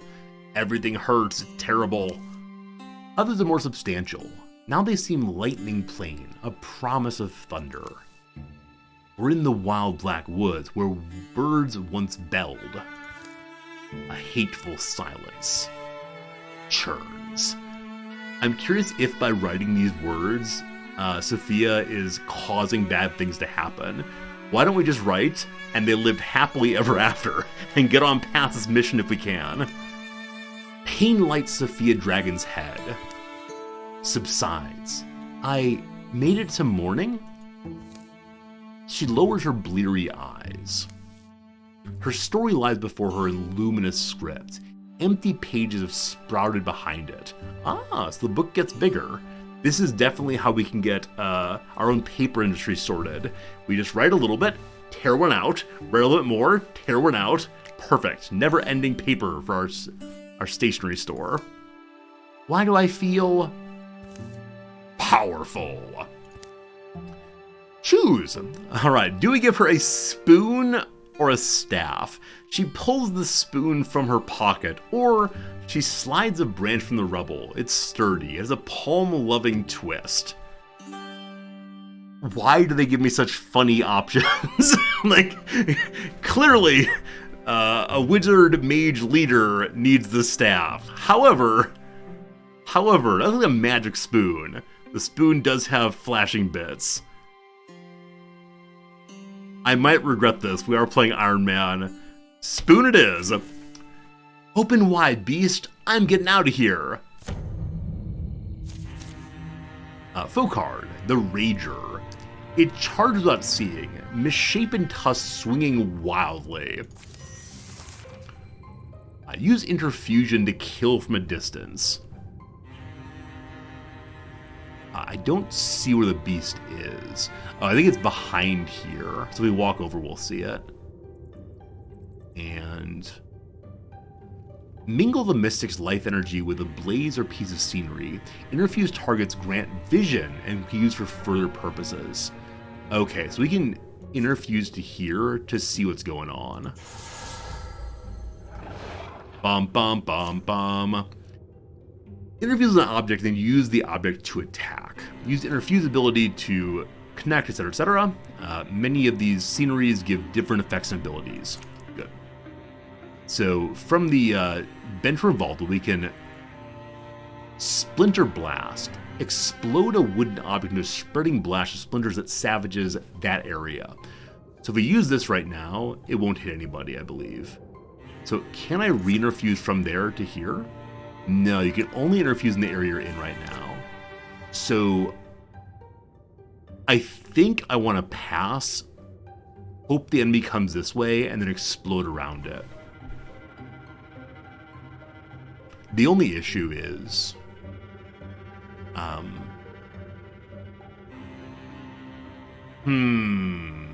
my only fear is if it can get in really close, it might get pretty bad for old Sophia pretty fast. Maybe I should have gone and attacked. That said, I wonder if it even sees me. Because I have fake line of sight via interfusion. Let's do done and see what happens. Search. So they can't see me right now. Alright, let's go ahead and sneaky snake our way in. And then I can interfuse here instead. So each of these has that splinter blast ability. Constrict. A serpent of animated fabric wraps around the enemy, hobbling it and squeezing its life. Sounds amazing.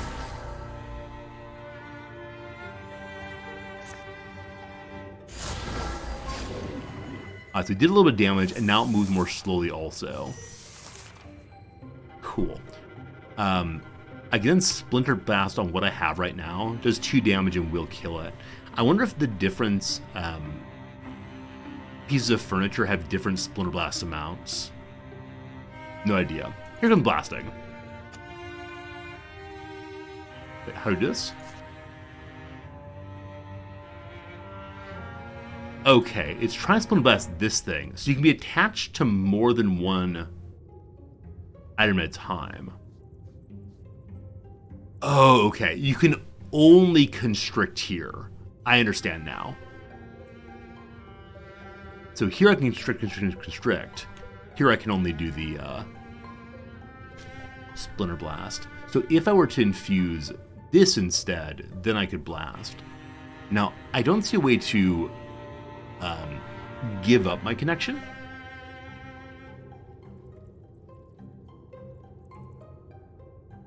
We'll just constrict again.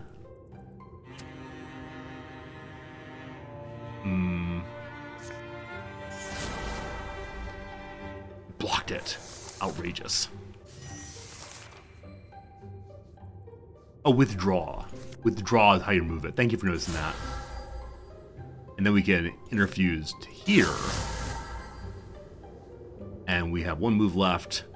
Splinter Blast on that. Huh. So, someone, that is me, did not look to see the damage range. I think it was only on across. It didn't do damage on the corner. Good to keep an eye on that in the future. New interfusion on this table.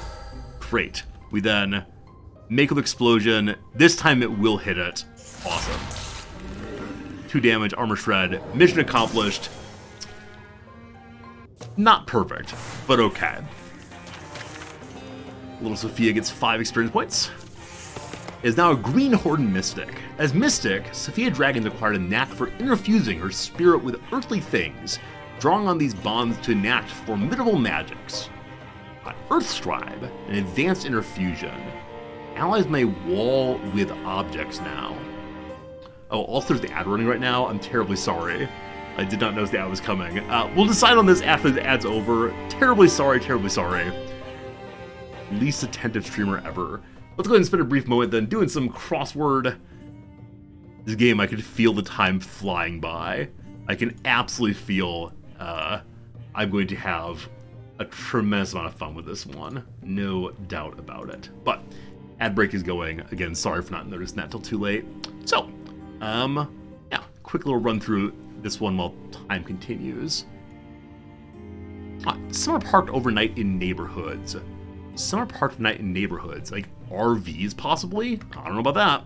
Pokemon Sword for short. I think it's an RPG. So I think recreational vehicles may be parked overnight in neighborhoods. I'm not sure on that though. It feels weird. Swerve is to veer. Yep. Fill to capacity. Fill to capacity, 4 letters S. Stuff. No, that's 5 letters. Yeah, no idea. Non-violent demonstration. Peace march, maybe. Tennis champion Ivan, no idea. Sia, no idea. Sao Paulo is a city. Caught in a bind, unsure. Yearns for. Wishes, wants, hopes. Greek letters widely seen on March 14th. That's the Ides of March. No, it's not. No, it's not. That's Pi Day.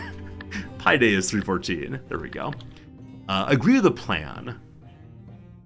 Agree with the plan. I'm not sure. Oh, fill the capacity to be sate. Like sating a hunger. Agree with the plan. Get to work? No. Movie Rating Org rebranded in 2019. I thought it was the MPAA, the Motion Picture Association of America, but I'm not certain on that. We'll see if the downs work with that. Nintendo franchise whose villains include an Origami King. Paper Mario. Never played it, but I've heard good things for sure. Yiddish singer. No idea. Hockey shoe. That's a skate, surely. All blank. Say all rise. Okay, MPAA is correct. Motion Picture Association of America. Yiddish singer. No clue. To be honest. Okay, all set. Ready, surely. Fluffy Lapdog for short. Is that a Pomeranian, I believe? Uncluttered is neat. Isaac? Isaac Singer. Is that a name? I have no idea. Absolutely no idea. Alright, that's enough for now. We'll go ahead and give it a old pause there. Can't cross over to a chance to play more of this game. I'll do a better job of noticing the ads next time. Again, my apologies to those of you who are suddenly thrown into an ad break without warning. Some Bush League streamer behavior. Okay, cool. So Sophia Dragon is currently leveling up. Our question will be, what kind of mystic ought you to be? So Earthscribe first. Allies may wall with objects. Also stone. It has extra armor, warding, and temporary health. So I'm guessing it's the case that Sophia can armor themselves, which might be good in case an enemy gets onto the mage. And then Rock Shield, Bone Wall. Okay, is this all on... Maybe all these things happen on the one Earthscribe move. I'm not quite sure. What does it mean allies may wall? So walling is the way the game talks about two characters standing side by side. They get a damage reduction for doing so. I believe what this is saying is if Sophia is interfused into a piece of furniture, for example, that counts an ally for the sake of standing side by side. Ignite! Once per turn is a single action. Sophia Dragon pulls motes of heat out of the air and gathers them to a single point, creating an interfused blaze on a tile with debris. So lights thing on fire. Though only debris, so you can't light full furniture on fire, it seems. Or the golden arches. Sophia Dragon bonds with the earth and summons from seedling and silt a wondrous tree that pins surrounding enemies. Pin means they cannot move and defenses are lowered. So a stronger version of hobbling, I guess. I don't think I want to be a nature mage. So I think fire is super appealing. More damage, more good. But I often play super defensively. Let's do more fire, more good. Sophia is a flame magician. And because of that, we got an igneous strap. Bonus damage 0.7.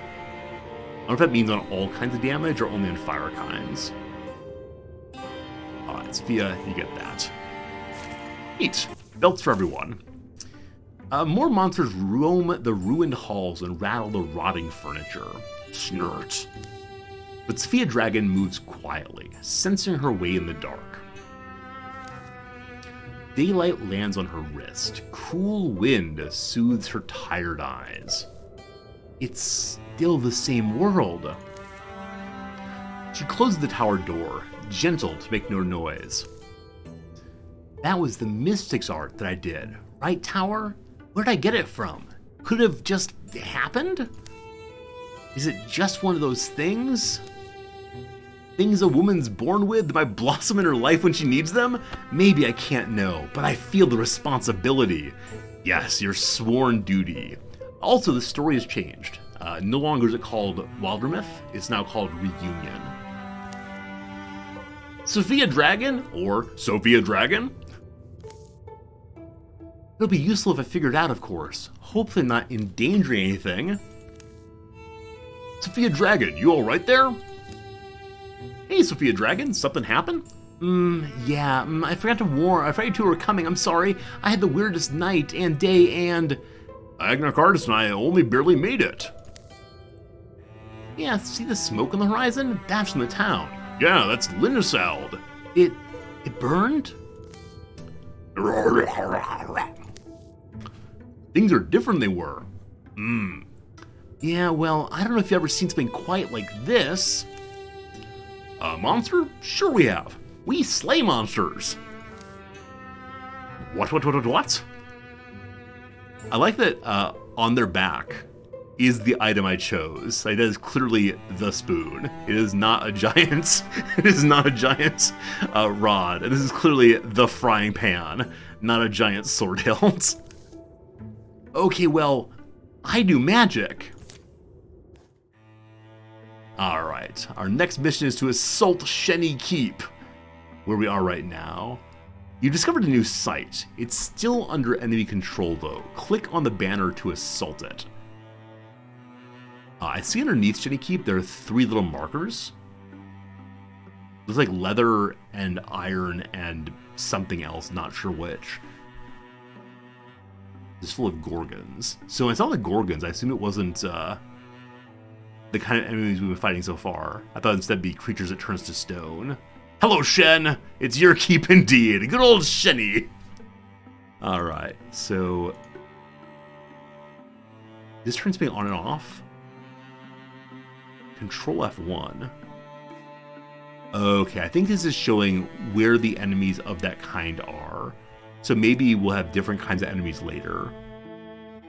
So we could go back home and increase our items or something. We could also go scout around. But I'll just follow the tutorial and yes, indeed, go there.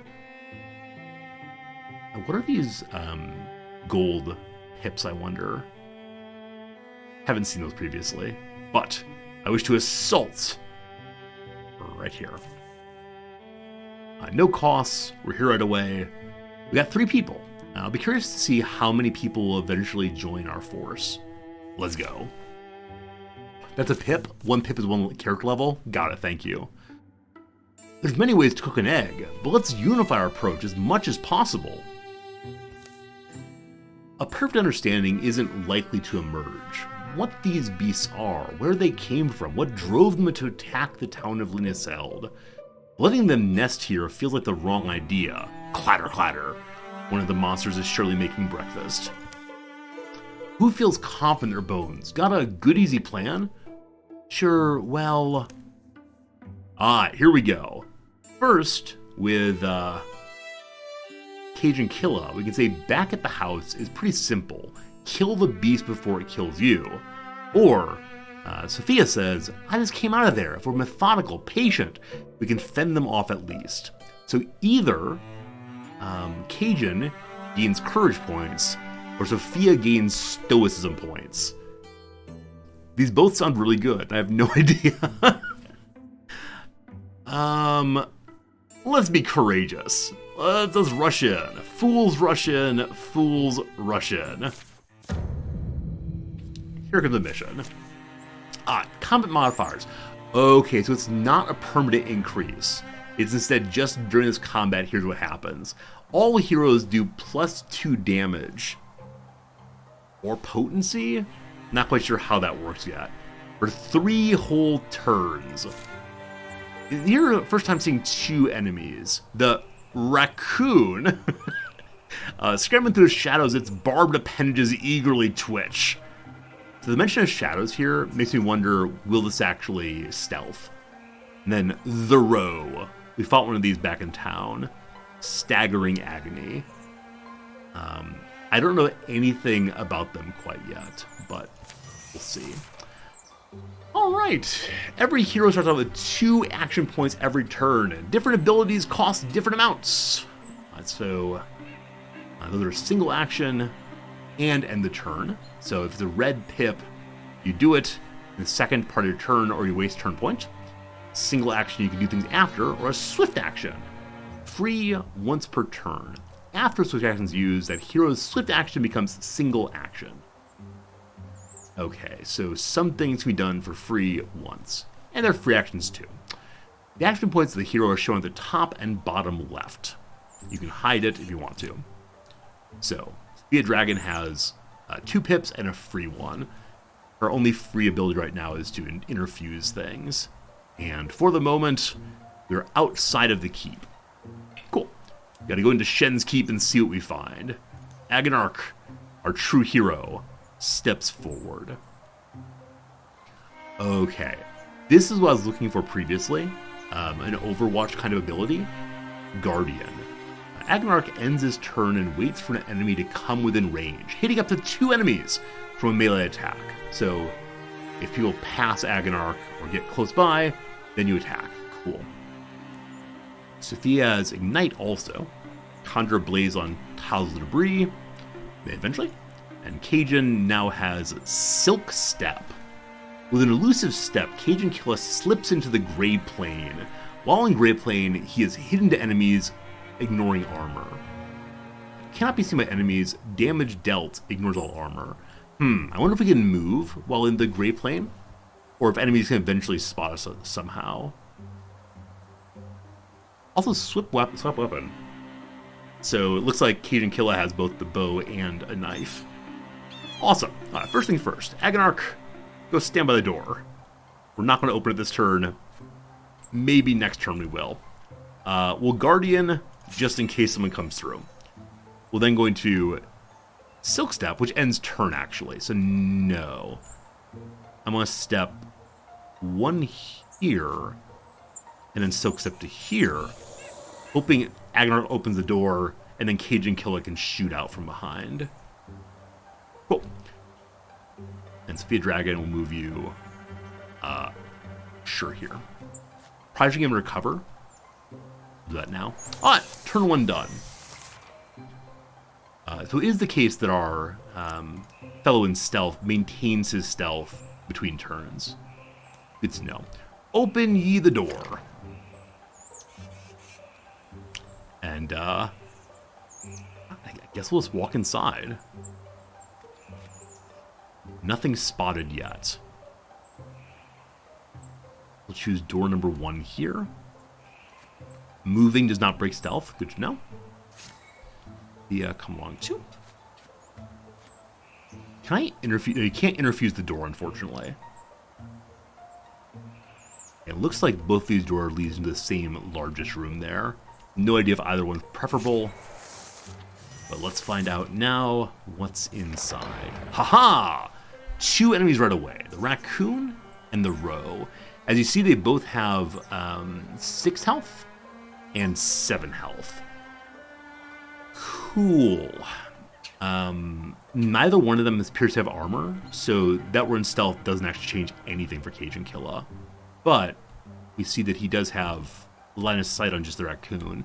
We can also see, as we imagine moving around, where else he would have line of sight. Okay, I'm going to use Sophia first to interfuse. Oh, she can't see these things. If she were to move to here, I don't know either. I have to learn how line of sight works. So I don't want to run Agonarch in until I've exploded whoever's inside there. And there's nothing to make debrisable quite yet. We could destroy this bucket and back out, and then have a fire spot for Sophia to use. Okay. I'm just going to guard here. I think only one enemy can attack at a time then, and that'll be a real good thing. We're going to have Cajun Killa move to the side and fire from there. 100% hidden. Okay, I don't know what exactly the number over Cajun Killa's head means. Because I was thinking it should be accuracy. But as you see, up on the raccoon there, it's a 76%. Oh, it's bonus damage for being sneaky. Ah, okay. Okay, so it's not that it skips armor, but it does a ton of extra damage. Great. It also moves very slowly now, so the row will surely be coming in. And then I'm going to have Sophia step in. This then walls everyone. That seems really, really good. Now, can he interfuse inside? Still can't see anything, unfortunately. If I move her here, we maintain the wall bonus with Agonarch. That seems good. All right. One enemy comes in. Nice. What was nice there is Agonarch's automatic attack gets the same bonus that his normal attack does. I think. Namely, it knocked back the row. Huh. Huh, good. And then this fellow attacked from range.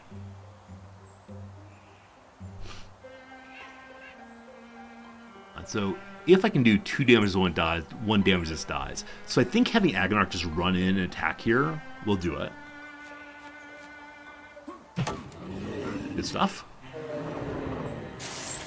And then we'll have our little buddy Cajun come in and finish the other one off, hopefully. Cool.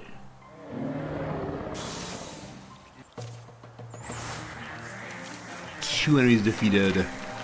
bunch of points came in. No damage taken quite yet. Oh! We found a great axe! A well-made great axe. Action melee strike. Individual attacks a nearby foe with their rain gash. I mean, so clearly this should go to Agronach Artist. It does 6 damage. So it's better in every respect except for the knockback on the frying pan.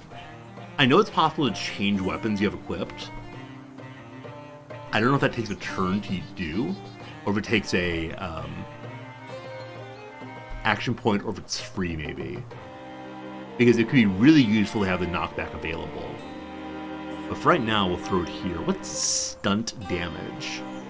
How much extra damage the weapon deals on stunt? I know what stun means, but like, do we have to do some like dab real quick and like, stunt on your? I don't know. We'll put it in the other slot here for now. Flaming Gear is permanent. We can change the name if we want to. So it's a named item. Now I wonder if every item's named or just this one's named. Call it Kevin. No. Not gonna name it yet. Rain Gash is fine. So maybe we should pick better names. Called Spatula. No, eventually we'll find a Proud Spatula. Choppy McGee. So I think my worry is if we're stuck with these weapons long term, and I have to read out the names. Agronach Hef's Choppy McChopface once more. Right? It'd be terrible. Rain Gash, though it's not a personalized name, sounds pretty awful. There's the random button. Ember Jaw of Warmuth. So some of these names feel a little bit too extreme what they actually are. The Cinder Quake, Queen Sever. So maybe this is our character making up a name for it. Maybe this is the case where we're making up names for it, as opposed to like it being labeled with "Here is Rain Gash." So Agronach's a poet, so Agronach, we can come up with a good name for it, I believe. Blade something, chop something. So I want an alliterative word that includes chopper. Get to the chopper. The chopper's been gotten.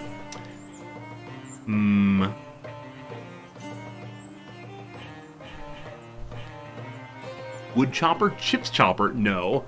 The bookmark? They're all very good names. Alright, maybe not chopper then. This is the most important part of the game, right? Is naming our weapons correctly. The head chopper. That's aggressive, my goodness. Paper cut. No. It would be higher tier than that. What are other words for axes? Hatchet? That's only one hand, I believe. The wood splitter. That's very cute. That's very cute. I like the splitter as a part of it. Let's definitely do splitter. Is it steel? Steel splitter? I have no idea. Steel splitter is fine. It's a name. No more. Okay. The last misshapen creature folds its bone and die. Blue fluids darken the dust. Their calm exit to death is the most haunting thing. It feels like they're suffering. Sick. Hey, look at us. Look what we did. Yeah. Day drops, day rises. Dusk is sweet, the sunrise sweeter. It's not long before they've cleaned the old tower up a bit. At least there hasn't been a storm yet. I dread all the leaks we'll find. Someone's gotta keep that fighting. On our roads, our hills, and the wild places. The threat will only grow. We'll all feel that. Let's not wait to be overrun. We're a company of heroes now. We'll walk the land. We'll fight. People need us. We'll give ourselves a name and make sure it's one they'll sing. Our leader is quite excited. It sounds like you've thought about this. Name ye the company. Alright, we could be called the Harbingers of Wistful Truth. How about Thusia's Axe? Maybe the Daughters of Ruthless Love? We must choose our own name. What do we know about ourselves so far? Like, we're the bumbling farmers. Call them the Hiroshima Carp. That's surely the greatest of baseball teams, but um, the Pan and the Spoon called the Breakfast Club. I'm actually on board with that one, I think. Village Idiots, love it. Called Society of Friends. Oh, but if our people start dying, it would be a sad name then. I wish I had a banner first. Like, seeing banner possibilities gives me a good idea for name possibilities. I like Breakfast Club for sure. I mean, I also kind of like Breakfast Bumpkins, so I don't get sued by John Hughes. What do you think? Breakfast Club or Breakfast Bumpkins? I'm fine with either of them, but if you prefer Breakfast Club just for the obvious reference, that's fine too. Though we have no club, right? That's the problem. I'm going Bumpkins. Club because John Hughes is dead. The problem is... okay, I'm doing Bumpkins, because I'm in charge here.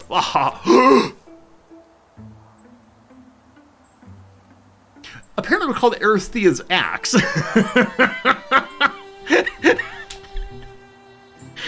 I pushed the cancel button, and then unfortunately pushed the button behind that too. After that, the three of them are inseparable. These go back. They go back, it does nothing. They go back, it does nothing. I think you can only go back to the part you read before. Oh. Oh. Oh. Option, change name. Alright. Well, we'll have a good time with being Aristhea's axe. Who's Aristea? One never knows. I now wish I had named the axe Aristhea's axe. The three of them are inseparable. Rumors are rampant. Heroes are needed. This world be flooded in sorrows, but its defenders are joined by a fire that night. Here follow the tales of Hethesia's axe. Be remembered. Good, good, good, good. Calamities! My enemies improve their strategies after every fight. The row now has one armor, forever and always. Cool. And so I guess here are the different kinds of enemies. The Deepus, the Dralvin, the Gorgons, the Morthgai, and the Thrixel. Right now we only know the one. Oh wow, okay. Actually, it's not true. We've only seen the one card, but there are Woken and Woken Slingers. Looks like zombie folk. Raccoon also. The Spectic. So these are the skeletons, I guess. The Smillier, a Thrusk, and a Dweaver. Wow.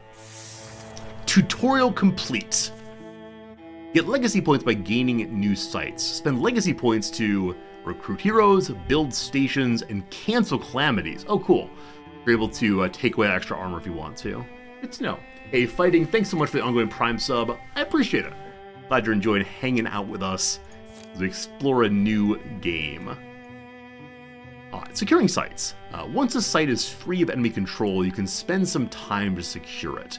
Secured sites provide resources now and at the end of each chapter, which you can use to craft gear at a town or between chapters. Alright, so secure Shen's Keep. The site can provide resources now and in a chapter, spend them, blah, blah, blah. Alright, we can investigate thoroughly, cataloging everything, and find one free item, or make haste, leave the wobbly tower and go where going is needed. I can't see any reason to do this quickly right now, so I'm just going to look for the item. Ooh, Agnarok lost 1 health somehow. Hope that comes back on its own. What happens if I don't send these characters? It does take more and more time. Okay. Yeah, the UI is partially cut off because I zoomed in so y'all could see more easily. Maybe it's not so good. I'm happy to go back to normal UI, and hopefully this is still legible for you all. If it's not, we can definitely change back. But everyone is now working? Or did I cancel the job? Everyone's now working. Time is passing. While time is passing, I'm going to go ahead and get myself some hot water for coffee. Well, we're done already. I'll be back in about a minute's time. I'm going to go start my hot water. Hope you're enjoying hanging out. Back in just a moment to get some water started. Why do I play on 1280 by 720 resolution? I have absolutely no idea. That's a good question to debate. Why is Resorti playing on 1280 by 720 resolution? It just came up that way, I think. Be right back.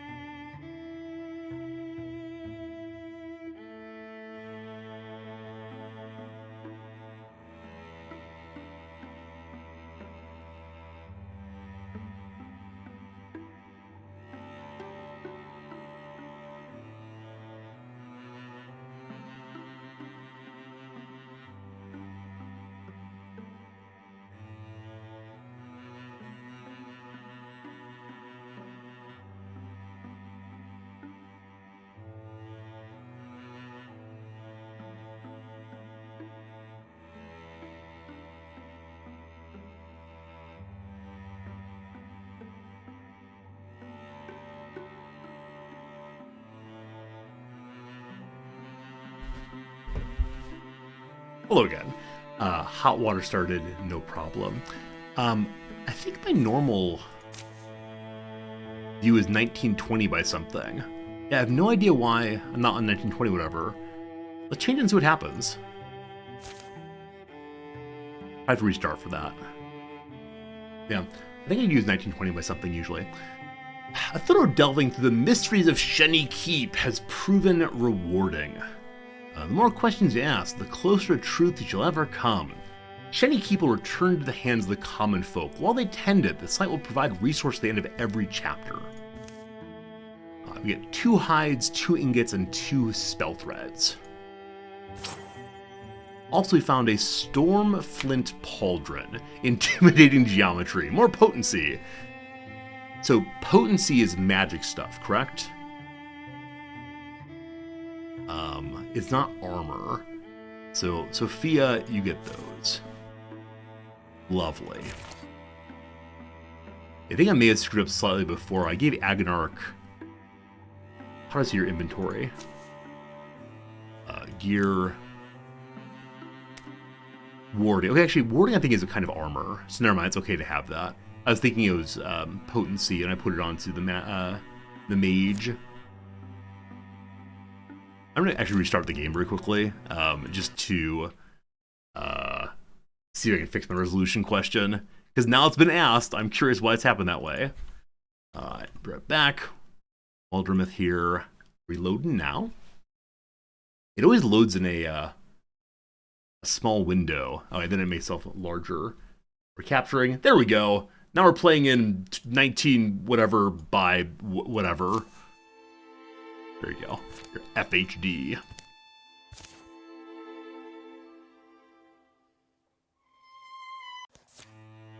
Okay, so our next missions are to clear the hostile sites and scout the Dela Gasworks.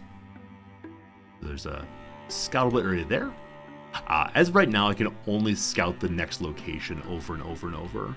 There's not any of those places for us to check out. Though, I do wonder...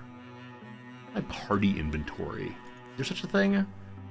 I thought we got some items now, as well as items at the end of the chapter. I don't know where we can see... Ah, there it is, okay. But as of right now, we have 111 of resources. I kind of wonder if I take those back to the city, if we can use them for anything.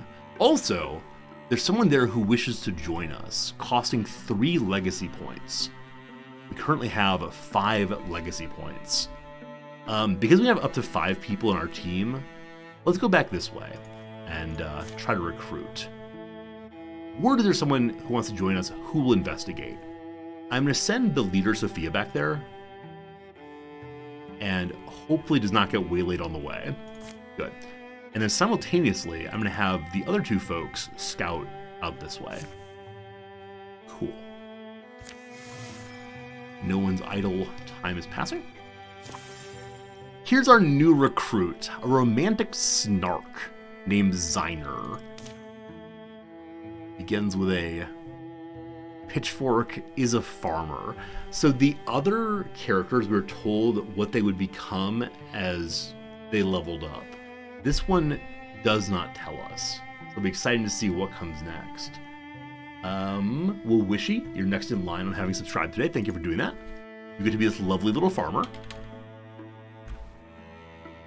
And we'll leave you looking just the way you do. Begin with this. The help is Snark. I've only leveled up to romantic. First romantic poet, then romantic artist, eventually romantic literature, some Bildungsroman, gonna be good. Attracted to men. Interesting. You're allowed to choose sexualities. I'll leave it as it is. Okay. Stats here we see Snark is highest ability. A halfway decent leader, bit of a hothead. It hardly mattered to his parents whether Wishy failed or found success. I'm so sorry. Perhaps it was led to all the ceaseless sneering and plotting. He grew fond of the wheezing has-beens who frequented the saloons of Suppledale. Their stories of heroism only got better as empty cups slammed tabletops, ever flowing full again. He often felt like a leaf on water, wayward without reason. Sounds like you're going to become a rogue of some sort, but we'll see what happens. Alright, welcome to the team. Hello. Hello. Wishy. Wishy, you left the bread in again. The whole batch is charcoal now. Don't bother coming in tomorrow. We're done with this. I have more than paid off the favor I owed your aunt, and I have grumble mutter. Argle bargle. I wasn't excited. No, we need to get a new voice, very different. I need suggestions for a voice. They're not coming to mind fast enough. And how will I remember all the voices? Maybe I should just like stand here silently and let y'all read. It's not for everybody. It's just sheesh. Now I've burned through more jobs than I care to admit. Like what? Max from Heart to Heart voice? I actually never saw it show, unfortunately. Wishy, I've actually seen you stream. I don't remember your voice well enough to do it, though, unfortunately. His romantic snark so seeping with sarcasm and seduction. Hello, ladies. Gardening didn't work out. I could keep rabbits away, but the plants were downright ungrateful. The smith said I was all spark and no bellows, whatever that means. And weaving, let's just say they had to cut me loose. So not to sound rude, but what are you good at? I can fight, but nobody needs bodyguards in Lindsayheld right now. And I'm not gonna swagger out of town and go looking for trouble by myself. Then how about swagging out of town with Ethusia's axe? We could use another set of hands. Alright, here's our choice. Warrior, Hunter, or Mystic. So I said Rogue. Apparently there's not that choice there. It's Warrior, Hunter, Mystic, the end. And, I don't know. I genuinely have no idea. I'm leaning towards Warrior, just because more tank, more good.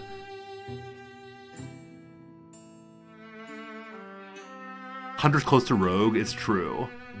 Hunters can be rogues if you want to build that way. Oh, let's do that then. Sneaky, sneaky wishy. Alright, so the scouting is continued here. And I only have 3 characters still. Wishy needs help getting gear ready. Who will help Wishy prepare his gear? Oh my goodness. Alright, Sophia, help Wishy put his clothes into his luggage. Infested tiles are unsafe. Infestations increase the strength of the source threat, can ambush groups of 1 or 2 heroes, and over time will spread and turn into an incursion. You can clear infestations by taking out the source, or by sending a group of heroes to patrol the tile.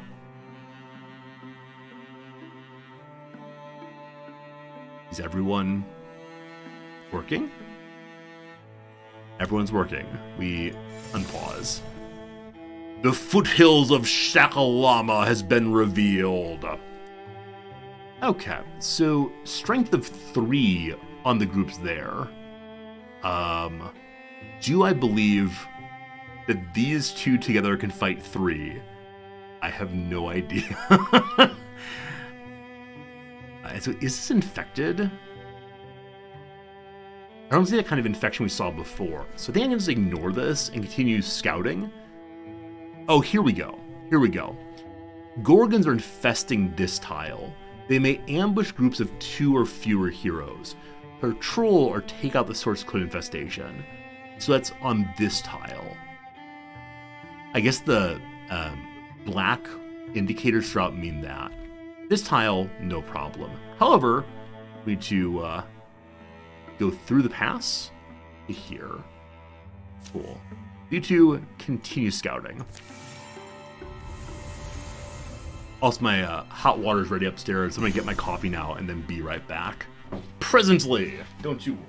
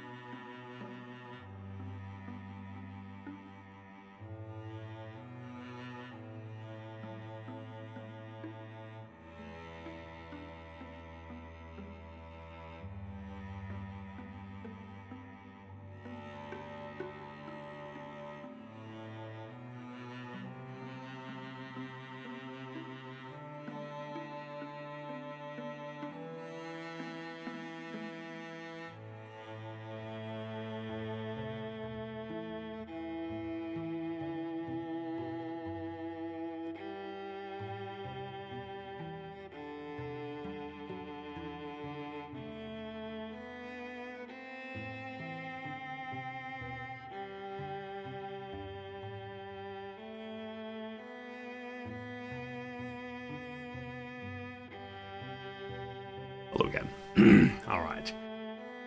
I always feel a little bad when I leave during the actual playtime. That's what ad breaks are for. But here we are anyway. This appears to be infested also, yeah?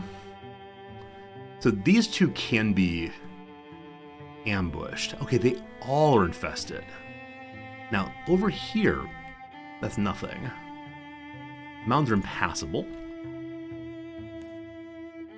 I guess I was gonna say we only find out if it's infested after we've scouted it. But this one is saying it's infested without me scouting it. Whichever way. Let's go ahead and go back home to Shenny Keep. Don't get ambushed, please. Outfitting is still happening. Right to the fairy forest. What more can I do? What more can we possibly do? We can craft here. That's what I should have done, is send people home to craft also. Just wasting time. Alright, well, Wishy is now prepared for adventure.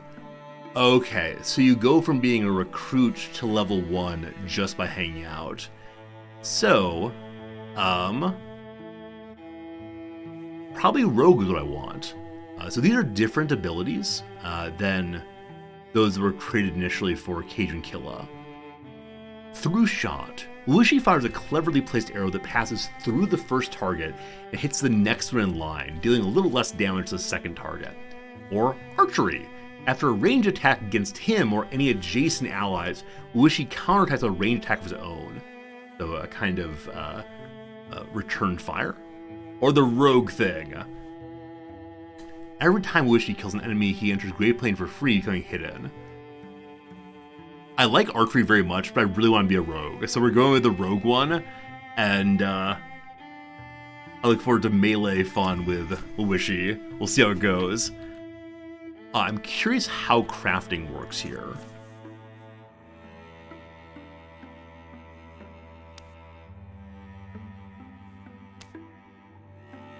Okay, so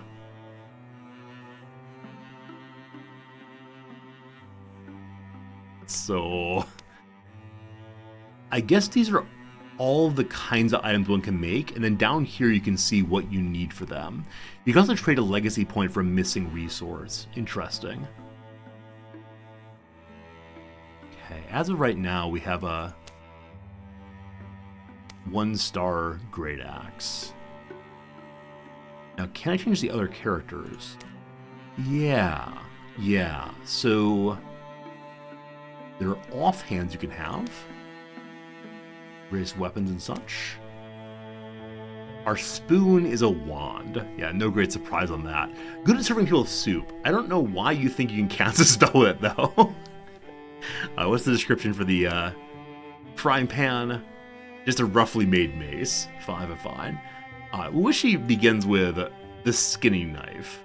A thick-bladed knife used for peeling off hide. It's good for surprise murder.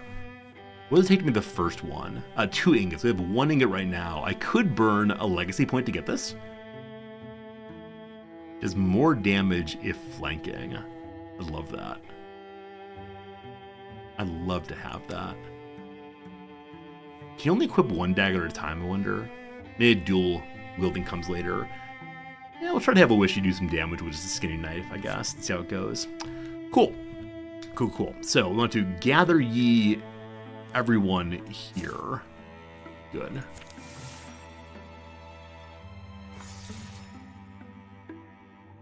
Okay, and we see there's 4 strength and 4 strength on both of these.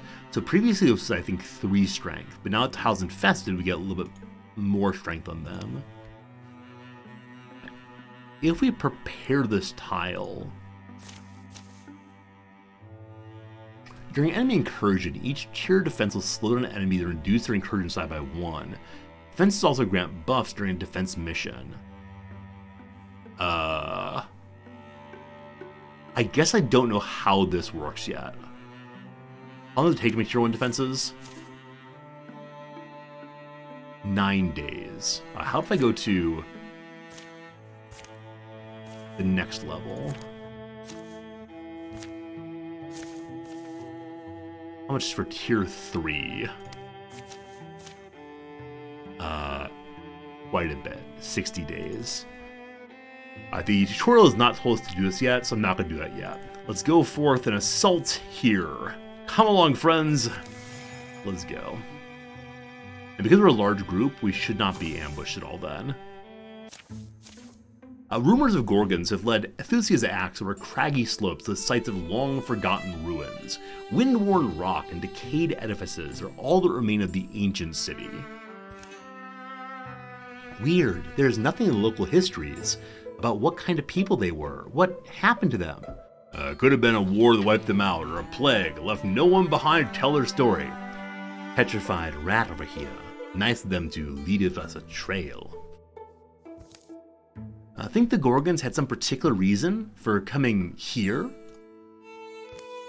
Well, there's plenty of stonework intact. They could put it to use maybe. Turn this place into something defensible. I guess we're not the only ones who learned to use what the dead leave behind. Sometimes it's, you forget most of them were just plain, ordinary folks, living their lives. You know, with all the hopes and fears and everyday concerns, it's history from below. Would have been a marketplace around here maybe, full of people buying and peddling goods, especially bicycles. And when night fell, families would huddle in their houses here, trade stories of a meal, rock their children to sleep. I wonder how these discussions go if you have no character with poetry. You just say, here are some rocks, we can use the rocks, next. Also, those of you who know this game better than I do, I see that on each of these little stories, it says a person's name. And initially I thought maybe that name was like an auto-generated character to like tell you the story. But is this actually the case that Shay Rossi and Katie Austin wrote this dialogue, and so the developers are showing appreciation? It's the artist of it. Okay, that's cool. That's very, very cool. They actually make explicit mention of who wrote what throughout the game, instead of just piling it all at the end. I've not seen that before. I guess they formed friendships, same as us. Helped each other through the hard times. Sounds like our Gorgons. In the open pit of an old amphitheater, Gorgon beasts bray and mill. Thoughts? We just blunder in? Alright, so we can get a bonus to intimidation or a bonus to stealth. We don't know what these are yet, but the leader says, a bunch of them standing on the pillar. How about I bring it down? They get terrified of us. Or fire's always good. More stealth, more good. Let's continue being bumbling and aggressive. Pew! Crush.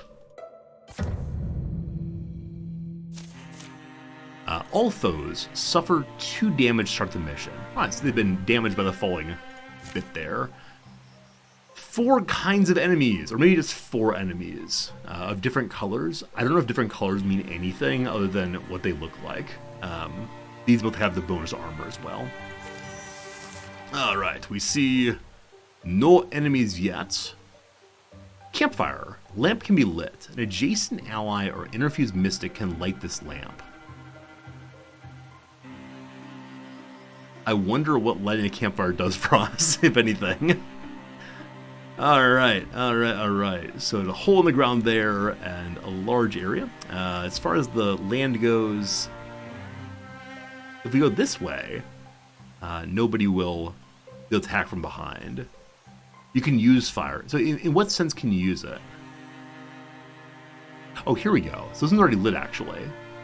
Steal fire. The restless fire is unleashed on a nearby tile, burning where it lands and dealing half damage to units it passes through. Okay, so it's just another item that we can interfuse with to attack nearby. I was hoping Sophia could take the fire from here and deliver it over here, but perhaps not. Alright, Beloved Agonarch. I'm not sure how line of sight works on over top of ruined walls.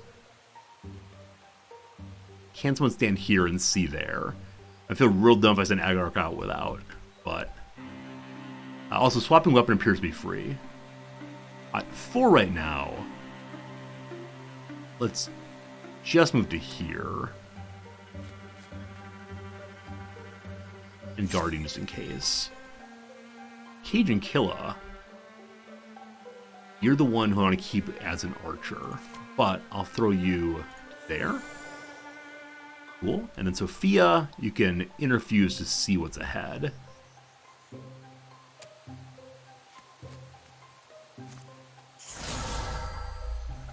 Aha! So rock piles can do discus. A stone disc launches at enemies or scenery and then ricochets to another nearby enemy, dealing half damage to this second target. As you can see, it could go to basically anything around it.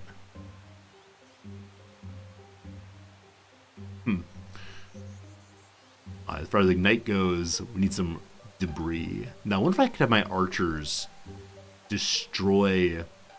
The rock is a bunch of armor. Take a long time. But just destroy something to light on fire. Who knows? Alright, that's enough for now. And then Wishy. I want you to be dagger guy. Go into stealth. Someone has raised the alarm. So I wonder if alarm there causes all the other enemies to notice it at once. I'm going to start with our leader and see what happens if we interfuse with this. The plant sends out tendrils that grab and draw an enemy, dealing damage and pinning. The pinning means they cannot move. The pillar, you can do distic also. And then some mystics look on the crumbled walls and find the fingerprints of life. Huh. I wonder if that ruins thing at the bottom there, this is locked, becomes available if we interfuse with it. We'll see. No, so whatever the ruins thing is, I don't yet have access to, unfortunately. Okay, so discs in their turn. That apparently was ruined there, had no idea. Need to infuse this next time, if possible. And let's try discus and hope it hits the enemy. Oh, you can choose. Awesome, I think you had to just hope for the best. And then it bounced back and did some damage to Pillar as well. Okay, I think this thing is still alive. Well, never mind. I thought it was still alive, but then it disappeared. So who knows? Alright, Agonarch. Let's go here. Hello, Wildermyth. So do we stop moving? No, he still moves the full distance, even if he spots enemies. Good to know. Good to know. Okay. I bet they're going to come this way. Slows movement and deals 1 magic damage when walking through. I wonder if corruption affects these dudes also. Like, do they harm themselves by walking through? I'm hoping they'll come this way as I have less corruption availability. I can kind of guess that corrupted creatures would not be corrupted. Who knows? Who knows? Cajun Killa, we go to here, not in range, but it's fine. That's where it died on. So I definitely saw it die at a corruption spot. I don't know if that corruption spot killed it though. Can we see here? Sophia Dragon used Discus, Ruined Pillar took damage, Ro took 4 damage, Ro revealed. Yeah, I'm not sure. It is because he stepped there, they died. Got it, thank you. Thank you. Wasn't sure on that part. Okay, so Cajun Killa, you're gonna do nothing else. Sophia, let's go ahead and withdraw. No, you already used your turn, didn't you? Yep. And then lastly, Wishy, you go hide here. Hopefully for some stabbing soon.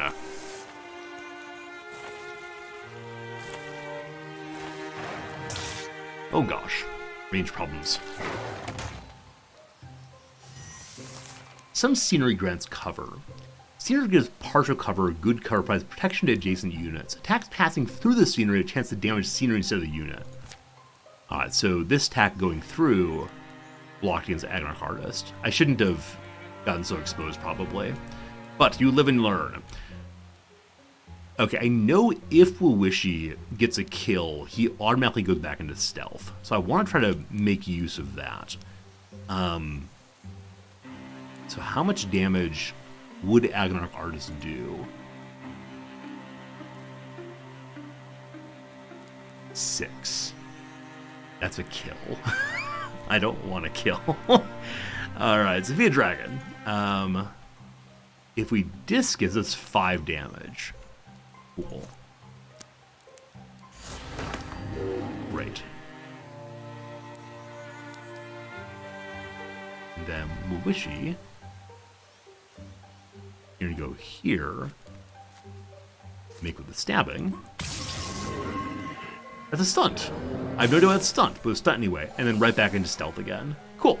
It's probably not a needed move. There's probably no particularly good reason for me to do that, but did it anyway. Oh, bonus flanking damage also. So you did quite a bit of damage there. Okay, I want to move on the diagonal here so we don't accidentally take the corruption damage.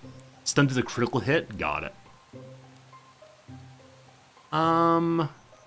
Wait, these are both in stealth.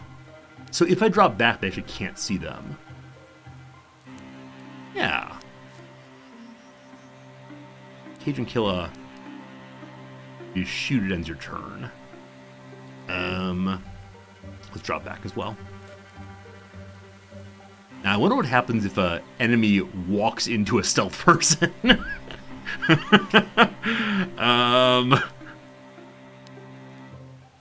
Well, let's learn a lesson here, I do believe. Let's learn and see. I appreciate that. It's good. Great. Great. Hey, board games, how you doing? We're going to withdraw off this one. And then I'm too far away to interfuse.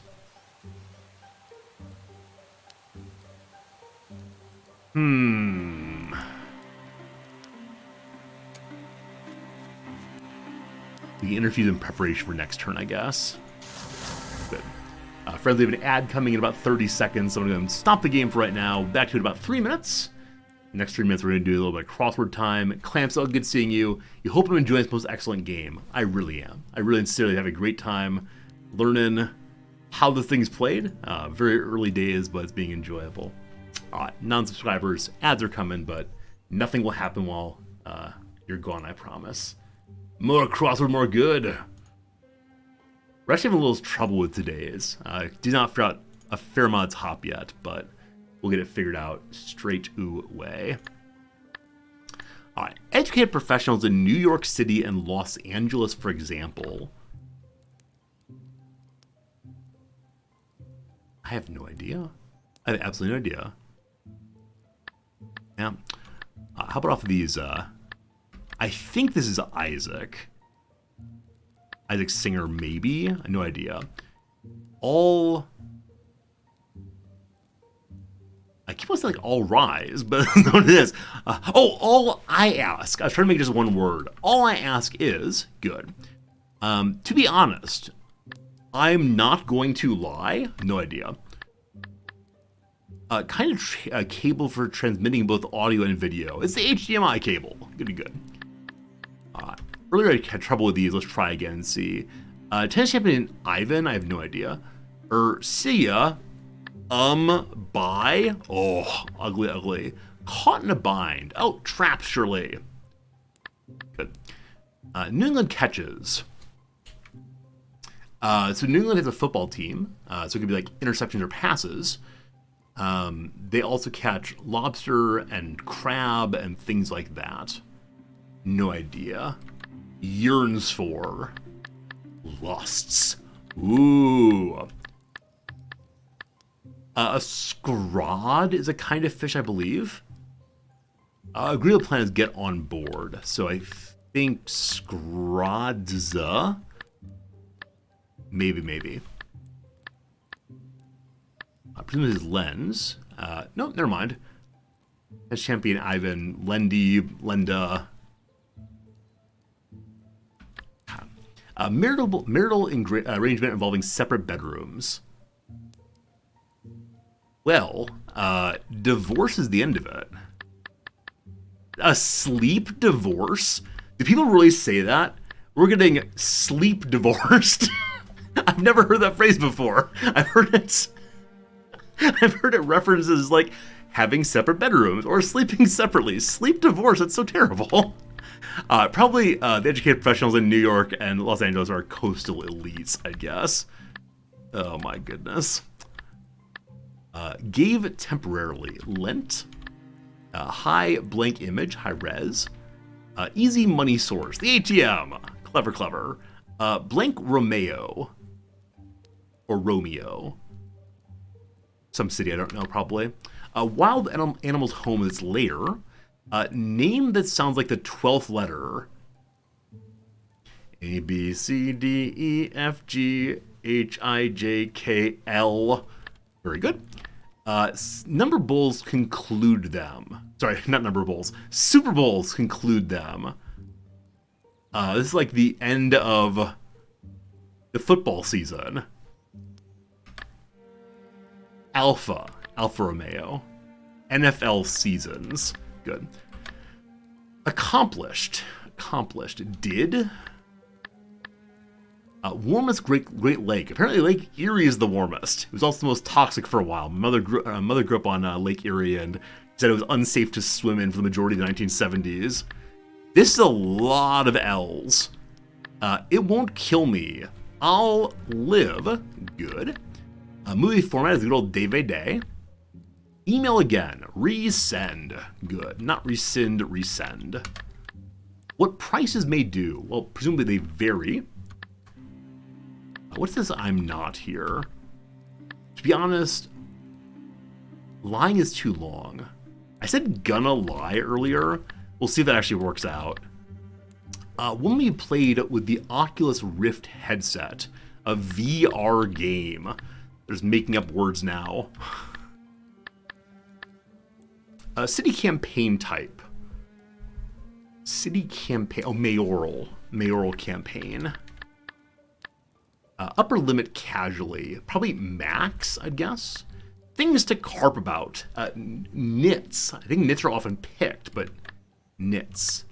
Dog coat clumps are mats indeed. And otherwise is else. Good. Privy to. In on, I assume. What is ELO in this case? Evil Woman Group. Yep. Polite request for permission. May I? Like California's Shasta Lake. Yeah. Name is on the 11th letter.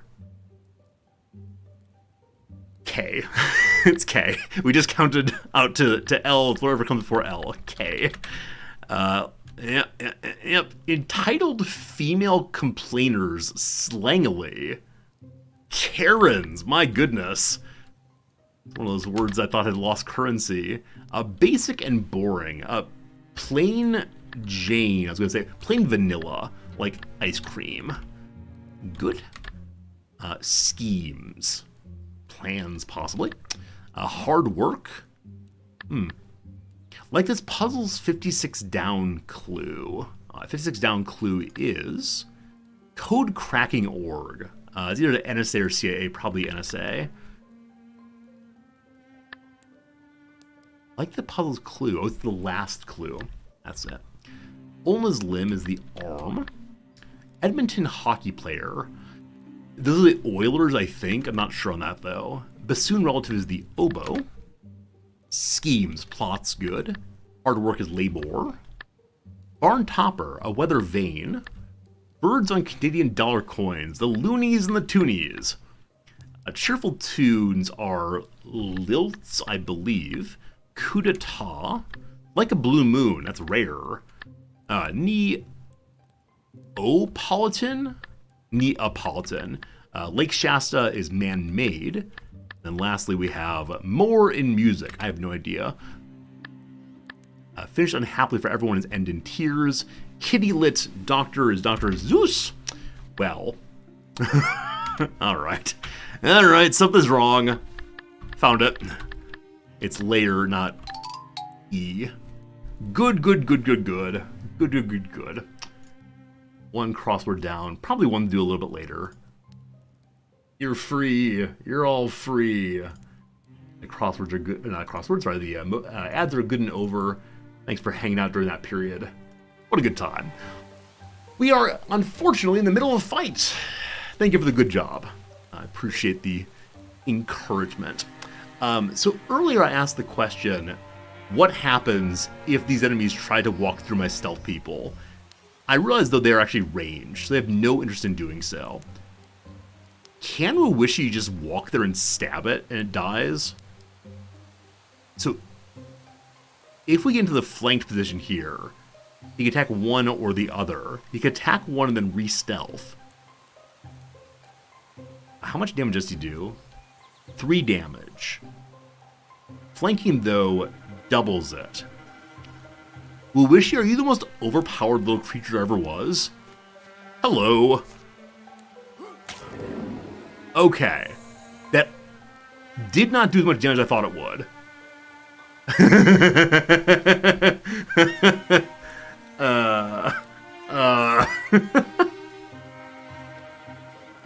Oh, flanking needs an ally? Oh! I thought it was just you stand at a 90-degree angle to its front. Oh, that's good to know. Alright. Wishy, you're gonna die. I appreciate you, I love you, but good. Flank requires attacking first. Does not need to be this character. Okay, when I read about flanking initially, I thought it was one character to attack twice, but no, it's actually a second attack of any kind. This is fine. Don't you worry, this is fine. Wishy, I'm so sorry. You're gonna run through here right away, and then no time for attacking. Cajun Killa, if you walk to there, you can shoot either one. I hope that Agonic Artist can't get friendly fired. Fingers crossed. Cool.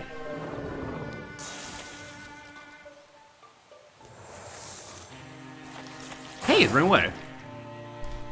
Wishy, you hero. So that counts as a flank as a second attack. Oh, is that a flank because the first attack sets the initial direction, and then it's 90 degrees off of that direction? I understand how that works. Cool. Alright, so Sophia's holding this. You can just discs off it, correct? Whammo. It dodged? Okay, here's how flanking works. In case you haven't heard of flanking, Here's how flanking works. So you flank an enemy with a 90-degree or more angle from the previous attack that turn. Got it. Wishy. If you go to here, you can stab it. That'll be good. Cool. Alright, we understand how it worked out correctly. And nobody died.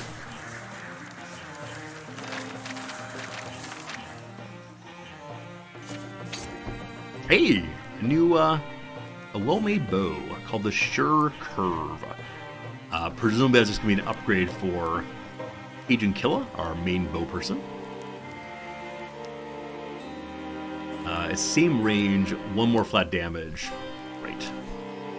What should we call Cajun Killa's bow? Sure Curve's a nice name, but I like Sure Shot more.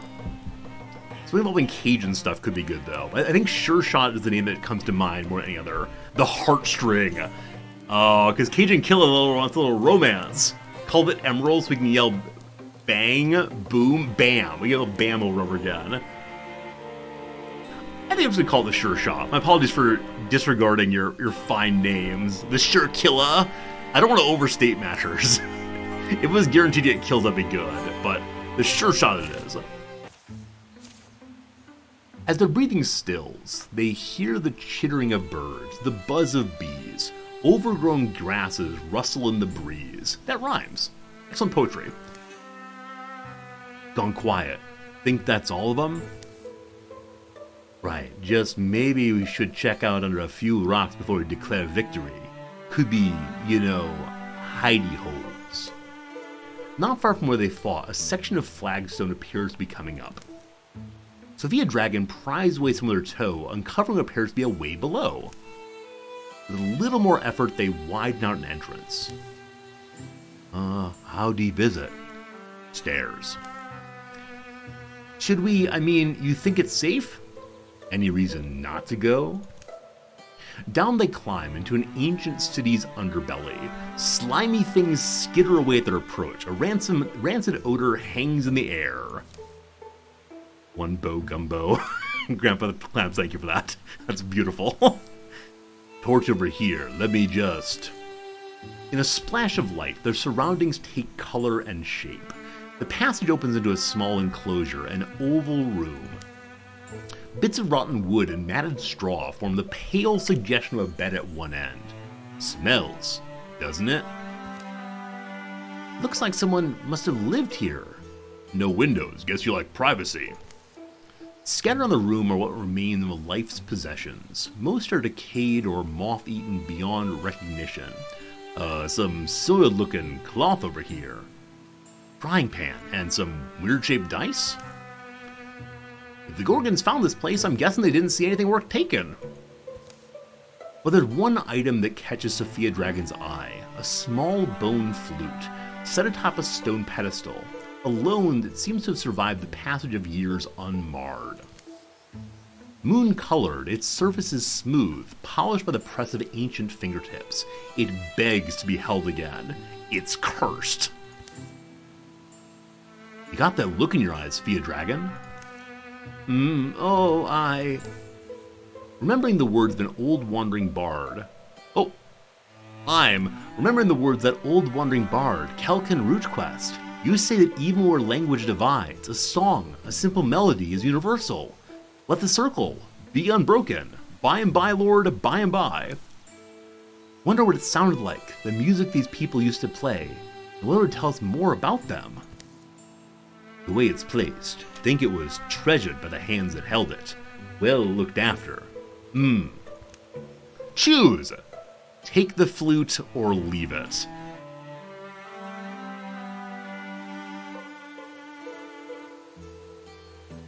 Can we get, mouth herpes off of a flute that's been sitting there for a very long time? We have to take it. We're adventurers. We take the flute. A bone flute augment. Bonus to warding, bonus to charisma. A flute carved of bone in years gone by, loved smooth by long dead fingers.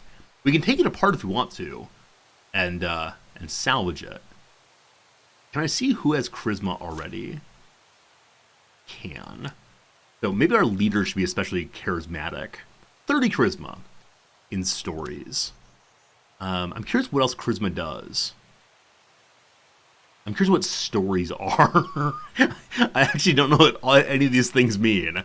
But 30 charisma for you, 65 for Cajun Killa, 30 for Agonarch, and 30 for Wishy. We wanted to stack this, we put more on Cajun Killa, but I'm going to say my leader should be charismatic, and she's the one who touched it first anyway. So, you get it. Ooh. Its name is just Bone Flute. Stories are stats that affect comp events. Spot, thank you for that. Sophia Dragon moves forward and carefully plucks the flute from its stand. The Tone-Blown Bone. Didn't get a chance to name it. I would use that name for sure, though. Tone-Blown Bone. Whoever made it, what would they want to waste away for centuries? Silent, forgotten. We can continue their legacy in a way. Taking it. Weird. I mean, yeah, it's probably a version of immortality, right? For whoever owned it. Justifying robbing. They put out the torch, make their way back to the surface. Seal the passage behind them. Not going to keep it all for yourself, are you? Want to be who plays it better? Alright, calamities! The row have extra armor and extra health also. Great. How many legend points do we have now? 4. I know I can spend legend points to get rid of the bonuses to the enemies. I don't know if I should. Okay, and because this spot is a center place between 2 others, maybe I should go ahead and secure this place. Second. First we have to secure it, okay. Search bodies, scrape gummy grannies, squat and sort garbage. Heroing is glamorous. Find the item. We always find the item. And, is there a way for me to get Agonarch's health back up? Just by, hanging out? Or do you instead have to, find an item that will bring it back? Alright. Get to it, folks. Calamity in 3 days. Enemies advance their plans over time. Heals naturally over time. Heals factory rest. Good, thank you. So I have 4 of my legacy points. I'm allowed to stop these if I want to. I don't know how to think about this. So we fought 1 Rager before. This is just, there will be Ragers along with being the row. I haven't seen any of these yet. Okay, calls for a second character to join battle seems ridiculous, so let's not do that. It is a deck building game? Yeah, so I'm seeing. Unfortunately, the entire deck is against me.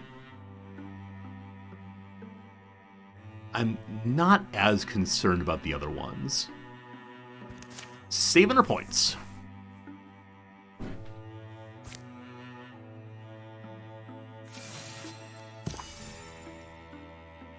What's the item we found? A thorough delving through the mysteries of Poppy Pool Stand has proven rewarding. The more questions asked, the closer to truth you shall come. Poppy Pool Stand will return into the hands of the common folk. While they tend it, we'll get more resources regularly. Good. More wood. Good. And a Sun Cedar Cloak, an increase to stunt. So stunts are critical hits. Are we comfortable with me giving this to my rogue? Because the rogue gets double damage, I think. As of right now, everyone has equivalent stun chance. On the hunter could be awesome also. Ranged your choice? Yeah, I mean I see the advantage of ranged. I just like the idea of my little rogue going and stabbing hard. But unfortunately with the rogue needing to wait for the right time, maybe this will not be used effectively as on the hunter. Alright, Cajun Killa, you get the fancy cloak. Looking good, looking good. Hey, Quick Ben, I'm doing really well today. Hope you are also. Okay, so instead of just doing that clearing, I could have done some more making of items, but I'm worried to make inferior items. Maybe I should just hold off until chapter's end. Okay, I have to achieve all clear of hostile sites before we go assault the gas works. So probably up this direction. And I see that in 211 days, there'll be an incursion. I probably have a defense done before then, but I guess the other possibility would be if I could wipe out all the enemies before that incursion, things would be good. So, carve a path into the deep wood, or scout. I remove... Oh, we need to send at least 3 people to avoid the random ambushes. So we'll just send the entire stack for now. Deepwood revealed. There's an assault here. 4 enemies. Get to it. Has anybody seen any stray tentacles yet? The fog is so thick I can barely see anything. We'll probably hear Gorgons before we see them at this rate. Maybe. Oh. That's an awful pretty patch of flowers being a gloomy place like this. Oh no, don't get sucked into the opium. You're gonna pass out with the poppies. The funny shape they're in, now that you mention it. Ooh. It's not just me, right? That's a giant flowering footprint. This rings a bell. I remember a drawing of this very clearly, but the context is... Give me a minute. What was that? Whoomp, whoomp. There's something moving through the forest. Something huge. Caw, caw! Boom. Hang on. We're near Ramel Lafferty, right? Oh no! The Strider of Ramel Lafferty. Lafferty. What? A giant of terrible beauty, dooming those who look upon it. And you're just remembering this now? Did you say doom? Alright, so... Wishy wants to see it. Agonarch wants to run away. Let's be curious. Let's be curious fools.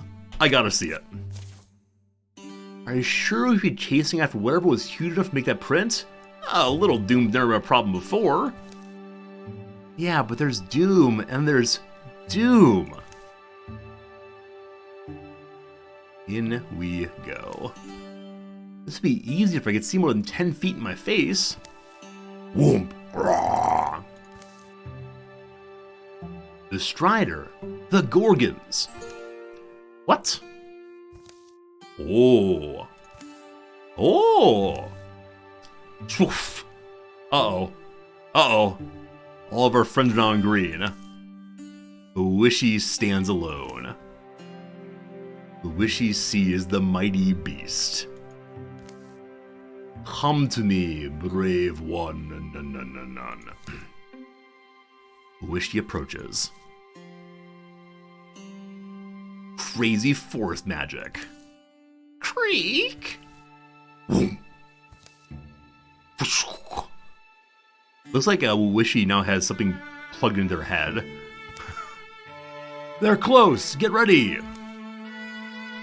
What's on your face? Doom. Wait, what does the Doom mean? What does the Doom do? 4 enemies fight this time. I don't see anything about Doom on Wishy. How about on the character page?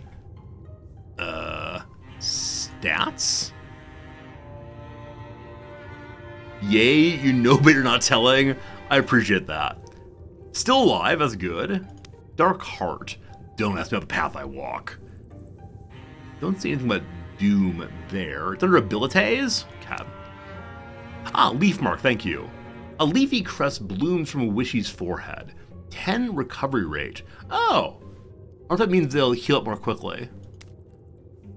Wishy's blood runs a little green. I wonder why it's called Doom. Now, it seems awfully good so far. We'll see how it changes. Maybe eventually Wishy will turn into a pure tree and get stuck in place. Wishy, is your time short? We're going to have to chop you down with Agnar's axe. So these are tentacles. Hopefully they do nothing but just sit there. There's a bucket. Okay, I guess I'm gonna have Sophia head out and try to see something.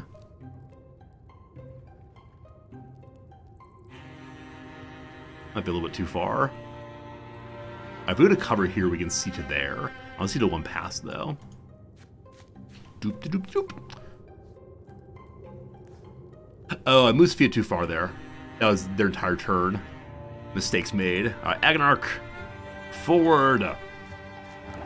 Alright, found some enemies. The raccoon there is ranged, the roe is not.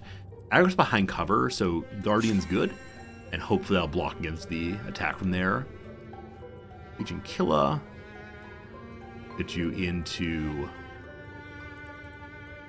Yeah, it's covered also. But it does take away the possibility that Agnarch attacks from this side. We'll see, we'll see.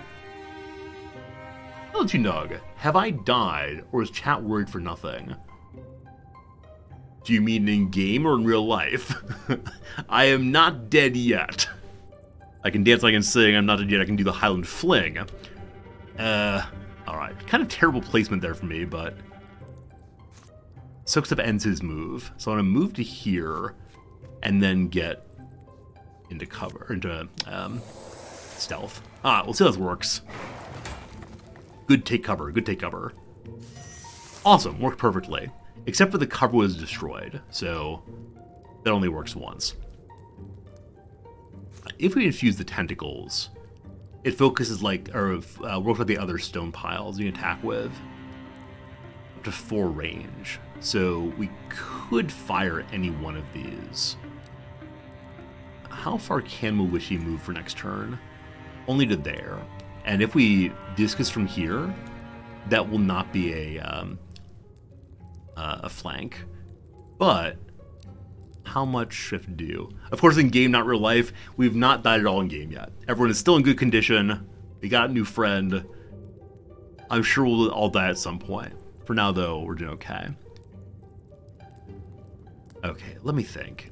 So, without the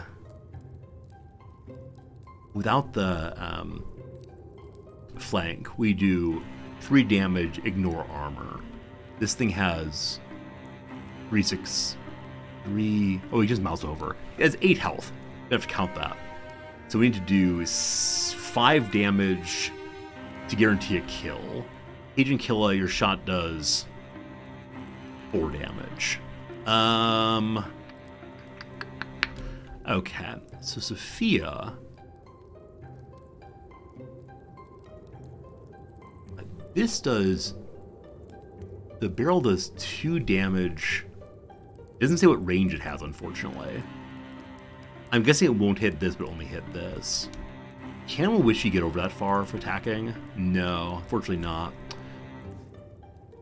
Okay, I think we want to kill the raccoon, because it has the ranged ability. So...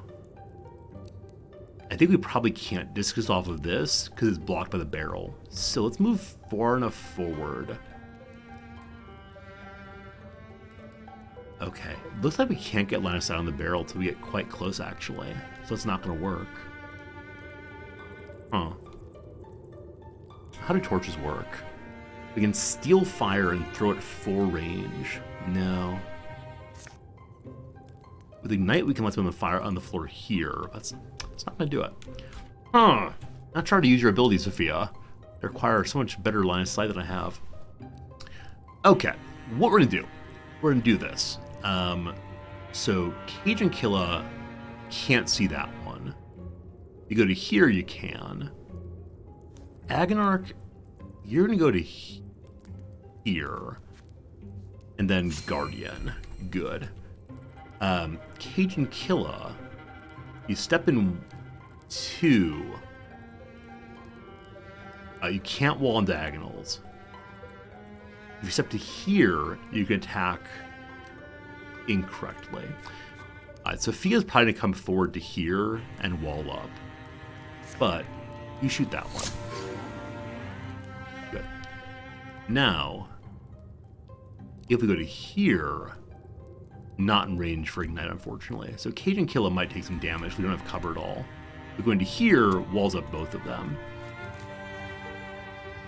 And Wishy, you can get your bow out, can't you? As much as I want for you like a pure rogue. Bow equipped. Go there. Shoot this. Oh! Oh, the block. Oh, the block, though.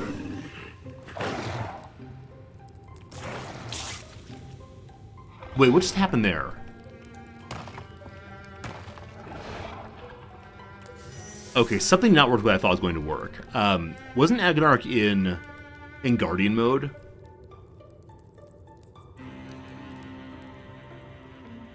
Okay, the Rogue's move.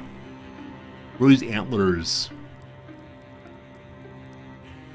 Okay, I guess the Rogue just walked past and attacked Cajun Killa? He wasn't attacked by the Roe. So if Agnarch had been attacked by the Roe, then he would have been able to do his return attack. It just walked past instead. Alright, got it. Right, good thing with the walling up there. So...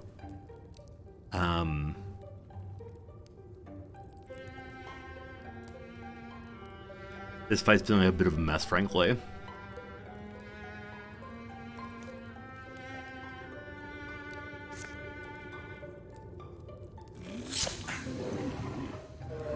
Re-hidden. Great. Next turn, good. Oh, Agnar did do some damage, took 1 damage. Alright, good, no.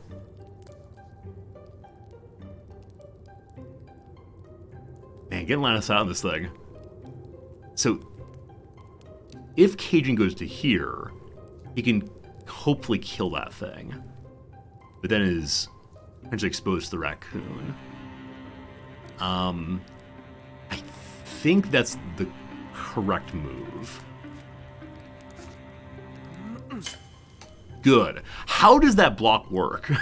I don't fully understand how blocking works.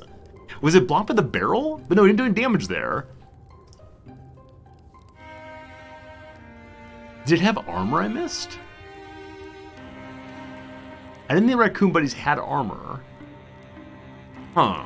Well, unfortunate. Cajun Killa, I apologize. Some of you may die. Very, very sad. All right. Agnarch, the plan with you was just to go to here and get with the smashing. Well done. Well done. All right, Sophia. Armor up again. No line of sight for igniting, unfortunately. You can't ignite people, you can ignite spots instead. Alright, we can interfuse on the blaze.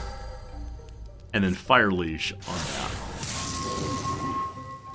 Still didn't figure out how exactly the other blocking works, but fine. Well done. Uh-oh, uh-oh, uh-oh. It's running around. Rager's having a rage. They destroyed all the cover. That's fine. We'll wish he can get the kill with the knife.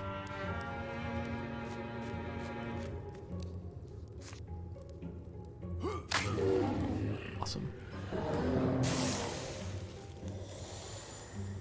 And this has 5 health.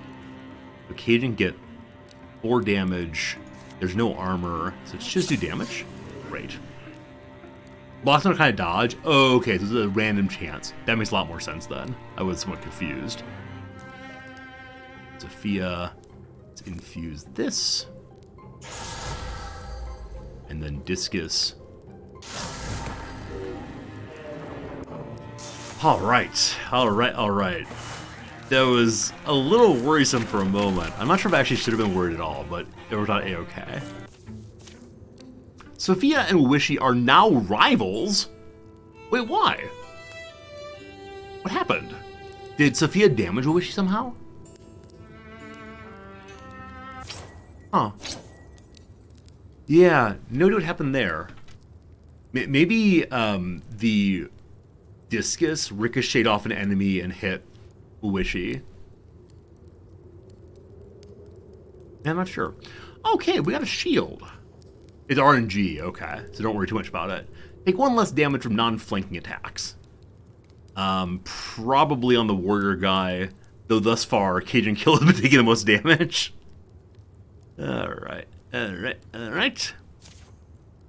Fancy.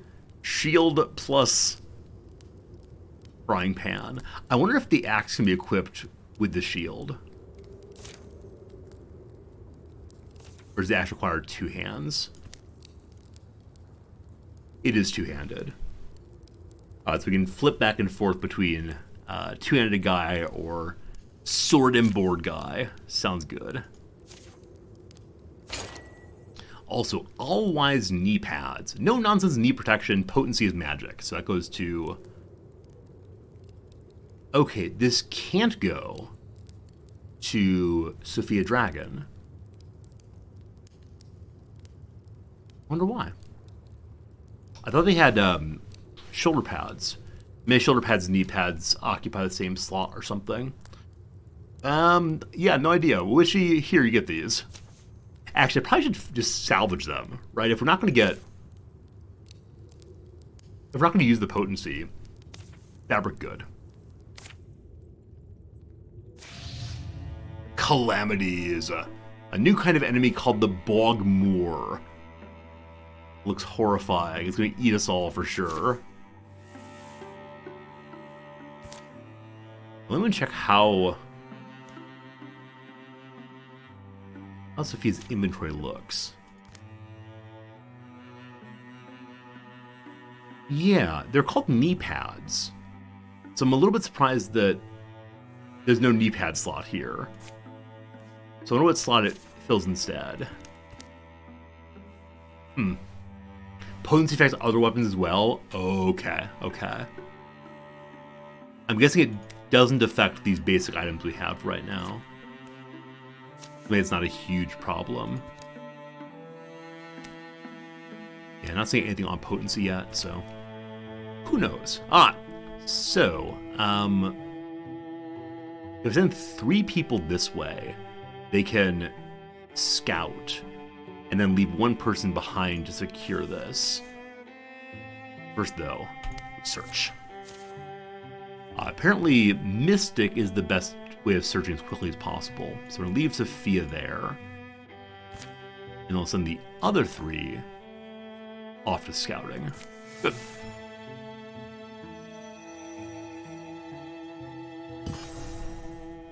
Rixie Field revealed. And then someone suggested like trolling can be used to clear infestation, which will then weaken the enemies we fight here. Lightkin's Threshery. More Heartwood if captured and developed both. Sure.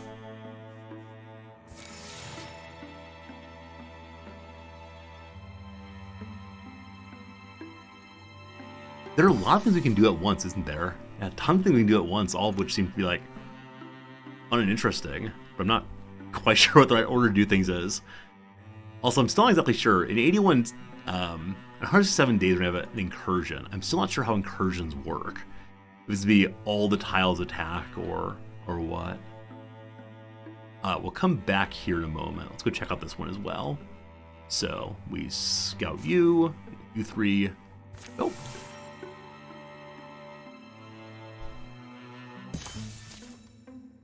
Agnek Artists episodes are nothing new, but they've been getting stronger lately and more numerous.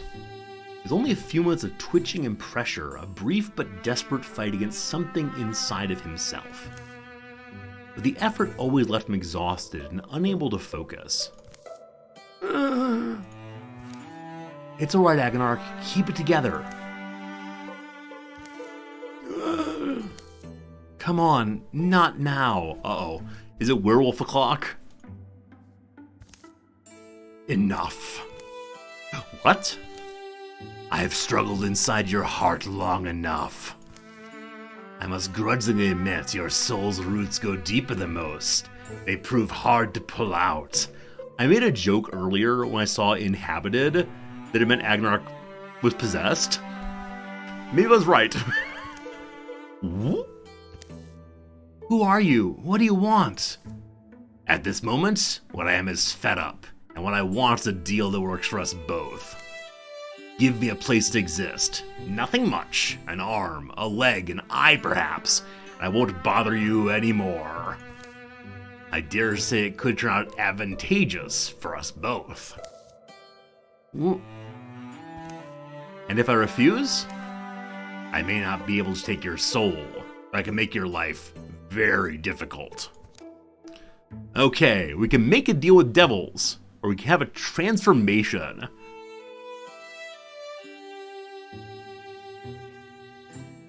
What's the worst thing that could happen?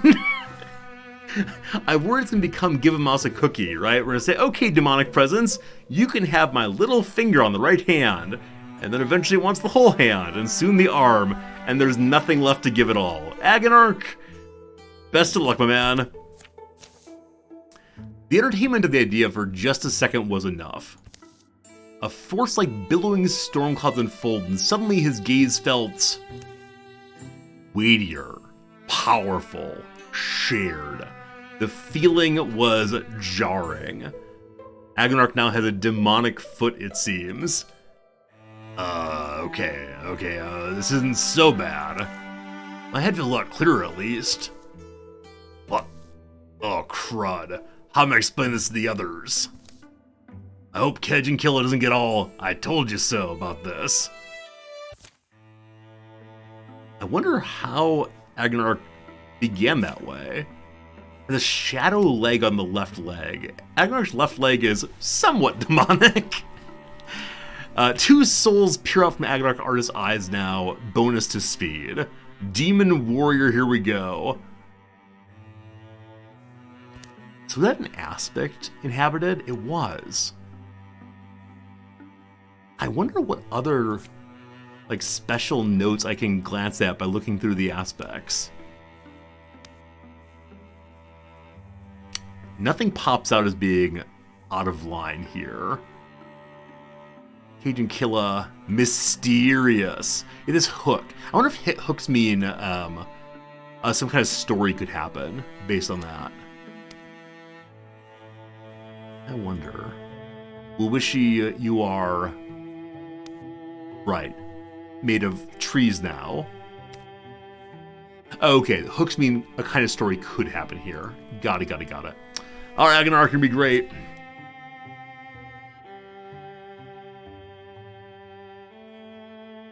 You can build a station here. Hey, cool, this is the first spot we've seen that hasn't had to be cleared first. So here comes a station. The people's needs are our needs as well. We should help if we can. Suppledale's tailoring families have worked this spot for an outfitter or a weaver worker or even a well-removed tannery. Any of these would help provincials prosper, provincial people. We can build a station by spending 1 legacy point. Resources at the end of the chapter. We can also upgrade hero weapons and armor here. Okay, so this is the same thing as a city as far as upgrades go. Hide in a fabric. 2 fabrics or 2 hides. I'll take 1 of each, I suppose. 19 days. Cost 1 legacy point. That is fine. See you, Sliver. Have a good night.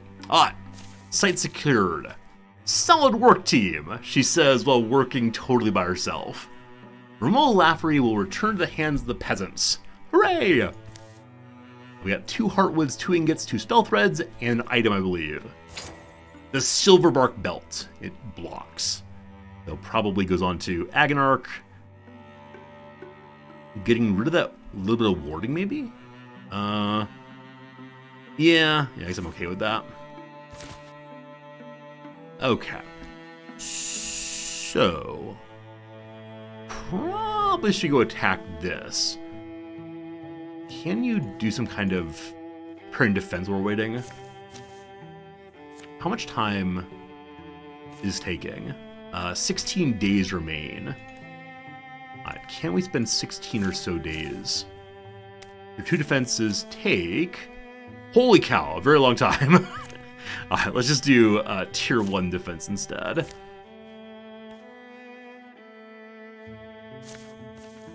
takes only 30 days. Fine. And then we'll all meet here and fight. The prisoner. Cajun Killa, an Agarok artist, went in search of an exile.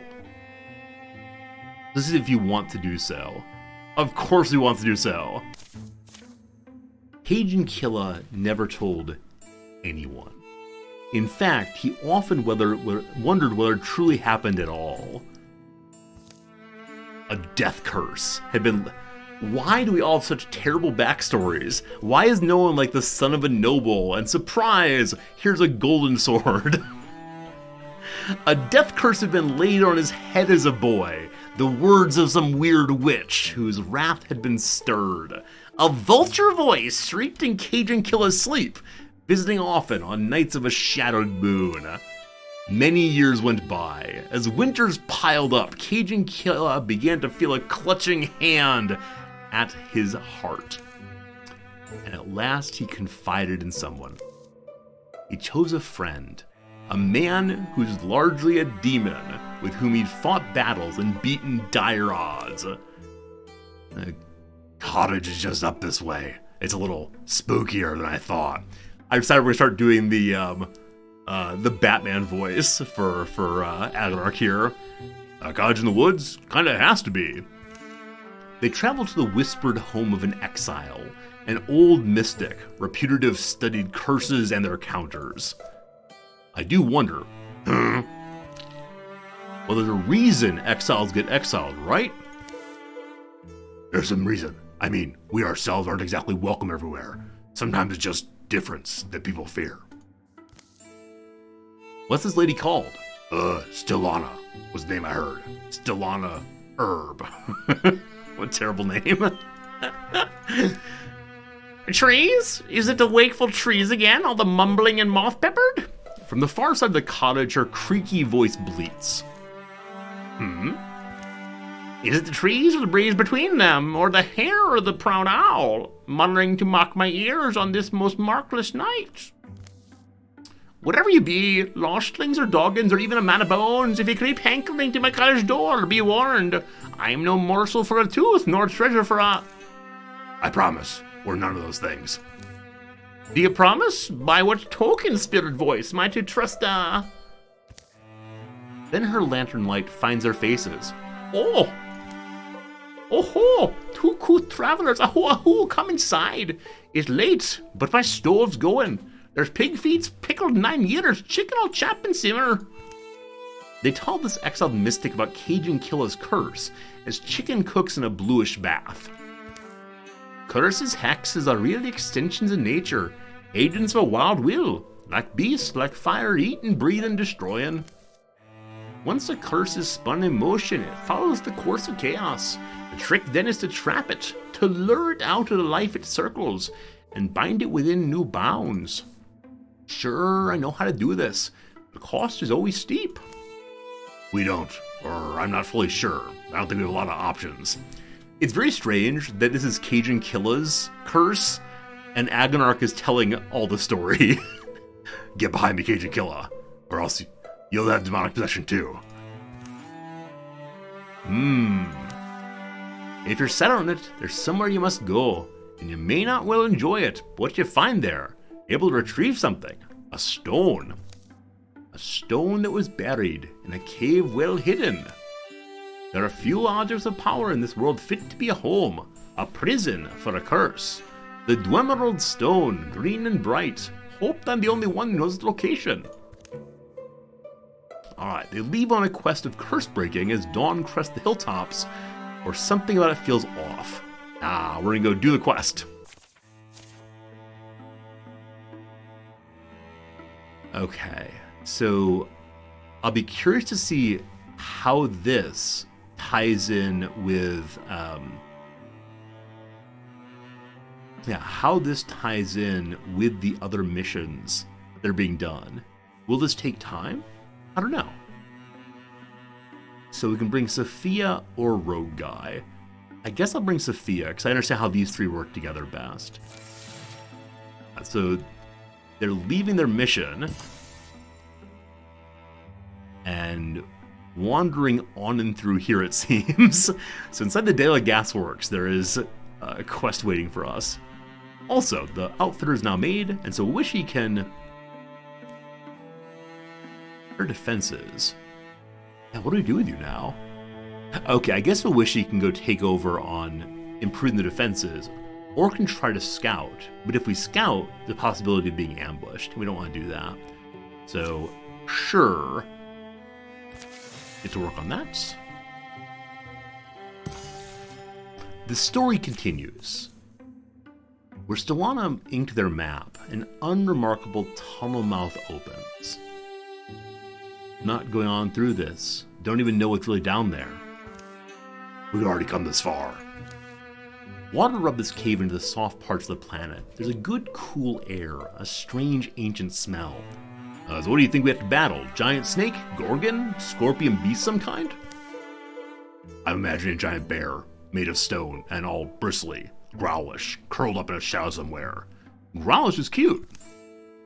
Wait, are you saying you spotted something? Bones, shed skin, moltings, I mean? It's not important. Down through the dimming narrows of the cave they stoop until Agonarch pulls up. Half-broken wall here, made by people. There they squeeze sidelong between decaying stonework. There's no door, meaning it wasn't meant to be opened. And yet here we are. Time picks all locks. It breaches every armored breast. Ambient light seeps from mineral veins in the next chamber.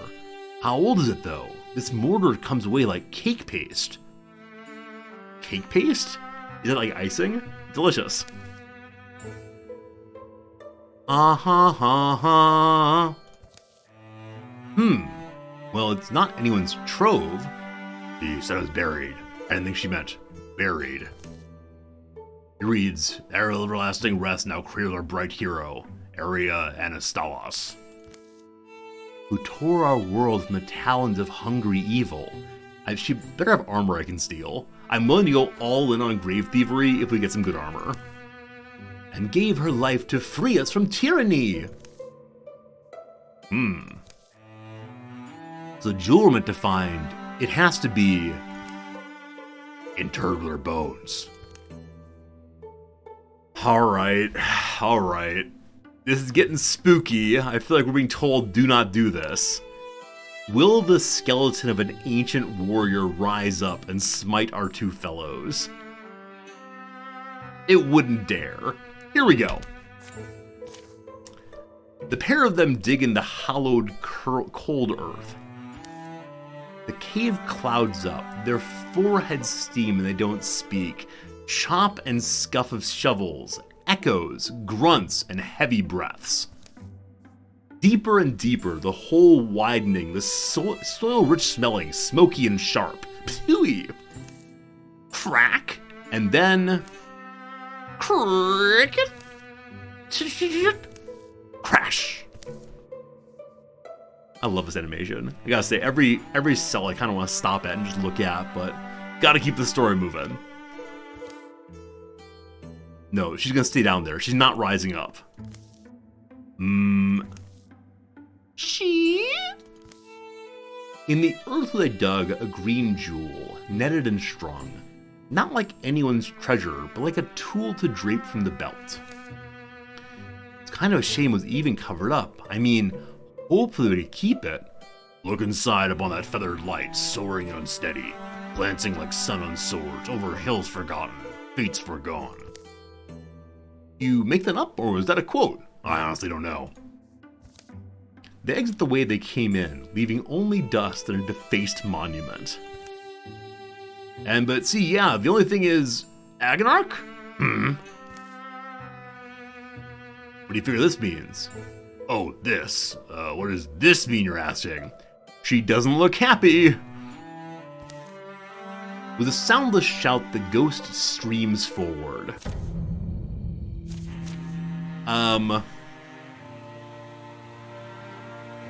So traditionally we can't attack ghosts with, normal weapons. But here we go. 3 low-level characters versus a specter. A specter, rather. 8 health, 6 armor. She has 2 strike, each of which does 5 damage. That's a lot.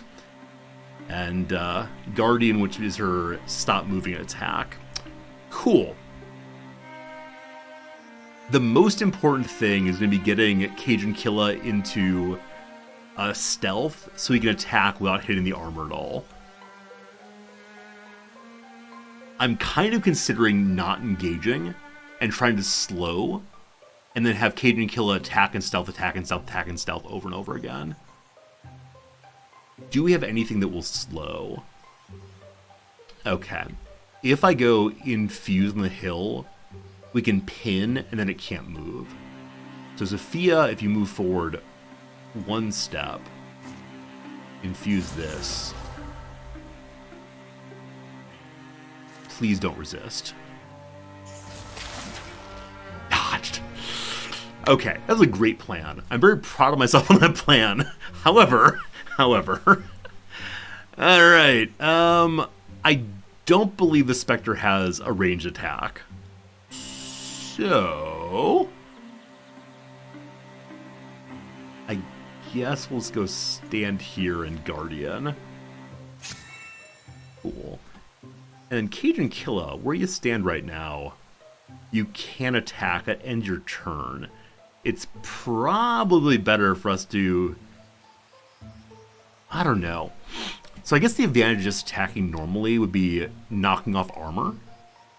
That then when the Spectre gets in close enough, Agonarch can do damage also, instead of having to just whittle down the armor. That said, it's 4 damage from stealth. So 1, 2, 3. Wait, we can mouse over. How much health do you have, Theo? Does not say. Okay. How do I see how much health you have? There's a number that should be popping up, and it's just not. We'll count it manually. Here we go. 1, 2, 3, 4, 5, 6, 7, 8. Okay, so 2 rounds of stealth attacks will do it. So, yes. I should have disengaged more, but what's done is done. Here comes trouble. Okay, so if we grab the bush, we can hopefully wild grasp and pin again. Try that once more.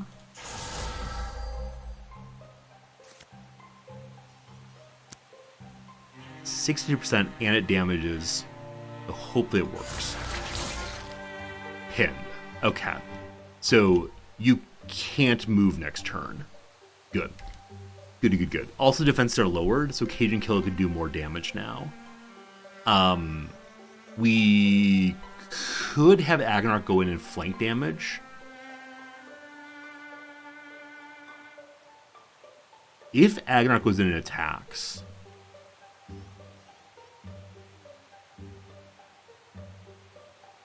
Did you use Guardian? No. The Spectre just moved in. So... Okay. I'm thinking 2 thoughts right now. Thought number 1 is, as of right now, we're standing at distance, so there's no concern at all about Spectre damaging anybody, as long as it stays pinned. But if I have Agonarch go in and attack, then Cajun Killa gets to do more damage. And this will be flanked already. But then Agonarch definitely gets hit again. Because it can't move, I'm just going to attack for right now.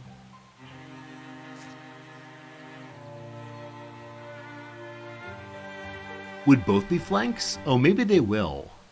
Yeah, I guess they do count as flanks because that was an attack. I guess I was thinking that it wasn't an attack because it just a status effect, but it did 1 damage. So yeah, they're both flanks actually. Good call. Okay, if Agonarch goes in now, though, it just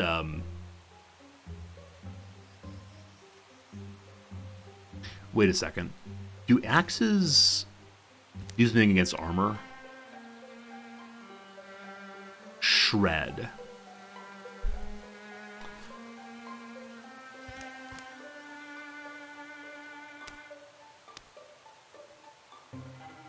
That could kill? Okay. And Agnarok won't die to a single attack, so sure, let's try and see. Oh, I should have gone here for the guard. Fingers crossed. Hey! Got the crit hits. Nice. Nice. Oh. Gotta say, that was a tiny bit surprising to me. Awesome. Agnarok is now a Bloodhorn Warrior. So it seems that the items you can get aren't always useful to your character. So this would be like, if we want to, I guess, dual spec, we have Agnarok become a sharpshooter also. However, friends, this time we have an ad break starting right now, and so I should go ahead and pause the game for a moment. We'll play a little bit of crossword during the ad break, and then we'll level up our good friend Agnarok. You're all going to emote-only mode. My apologies for stealing your freedom. We finished one crossword already, so we can get a new one up and going. Here we go. And I think we'll do the Saturday puzzle here, because I haven't done that one quite yet. Oh, we did Sunday. Let's do Sunday. See how it goes, I guess. Can you all see all of this, or do I need to? You can't see the right-hand side. That said, the clues are all at the top here. So if you, okay, my mouse is not showing up, is it? There it is. Okay. So yeah, you can read the clues at the top, even if you can't see them on the left-hand side or right-hand side of the screen. Just slightly, a bit, a tad, etc. Good. One down is Bolo-kin. That's be on the lookout, so all points bulletin. Good. All right. 2022 film starring Kate Blanchett as a conductor. I don't remember. I think it's the name of the conductor, though. I saw a review of this, so I didn't see the film myself. Whittled down is Pare Down. Starred clue, Space to Recover. Too many letters. Some floor decor. It's gonna be area rug, and the reason area rugs, I believe. And the reason I know that is because, like I said, it's gonna be a tad or a bit. I think it's a tad probably. Because if it's an I here, it's IR. I can't think of any floor decor that way. I wish I remember this person's name, but not right now. Church officers, those are deacons. Okay. Space to Recover. Breathing room. It's tar, but I think the A has some kind of diacritical mark on it. I think tar is right there. So breathing room comes to mind as Space to Recover. Okay. Required high school course often, with an H in the third position. Nothing comes to mind. Golden State School. Sorry, is that Washington? I actually don't know. Lamb's moms or ewes. Loose-fitting tops. T-shirts. Peasant blouses. Sold-out letters as standing room only. Egg-shaped tomatoes. Aroma. 100%. Maybe totally. Maybe. Can't work off this now.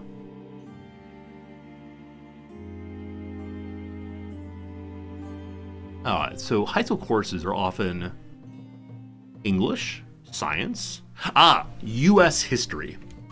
Good. My apologies to all you non-U.S. people. Sri Lanka, surely. And frame of reference. Is Golden State School University of Southern California? Is California the Golden State? I have no idea. Frame of reference be not sure. Okay. Unpredictable is errant. Whoops. Unpredictable nope. Lumber is wood. Good. Afro-Brazilian dances the samba as well. Four Corners native. That's a Ute, I believe. Or no, it's an Oto. Oto seems better, actually. Professional organization for some brokers. Something, stock market. I have no idea. All right, let me try. Probably I'll give it a go. I'm not sure it's right, but it feels good to me. Add prizes. Add prizes. Add prizes. Add prizes. Yeah, no idea. Keytar, for example, briefly. So a keytar is a keyboard and a guitar, correct? Together, correct? I think so. I have no idea what, though. All right. Ohio College Town. Cleveland has a university. Cincinnati does also. Dayton has a college. Kenya is a college. I'm sure there's others I'm not thinking of, but Toledo has a college also. But none of those fit what we got, unfortunately. Skater Harding, played by Margot Robbie. That's Tanya Harding. Oberlin. Oberlin's a college also. There you go. Too many colleges in one state. As well as probably to boot, which is a very unusual phrase for me to say. Professional organization for brokers, I have no idea. Who's fitting tops? Yeah. Add prizes, no idea. All right, sure, work on this part. Probably a acai berry, yep. Acai. Warty Hopper, probably a toad. Pro blank for gratis, pro bono. Received, got. Food Network garb, probably aprons. Have a bite, eat. Wesley's repeated line in The Princess Bride. Oh, the most romantic movie of all kind. It is as you wish. Just gonna try to finish these ones up here, and then we'll get back to the game. Add prizes.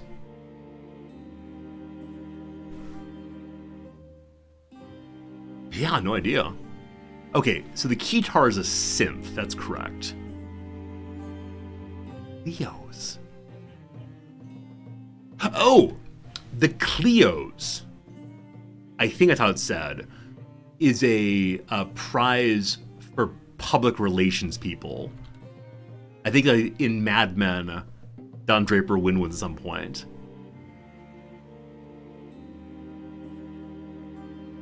I have no idea what this letter is. I just don't know enough kind of tops.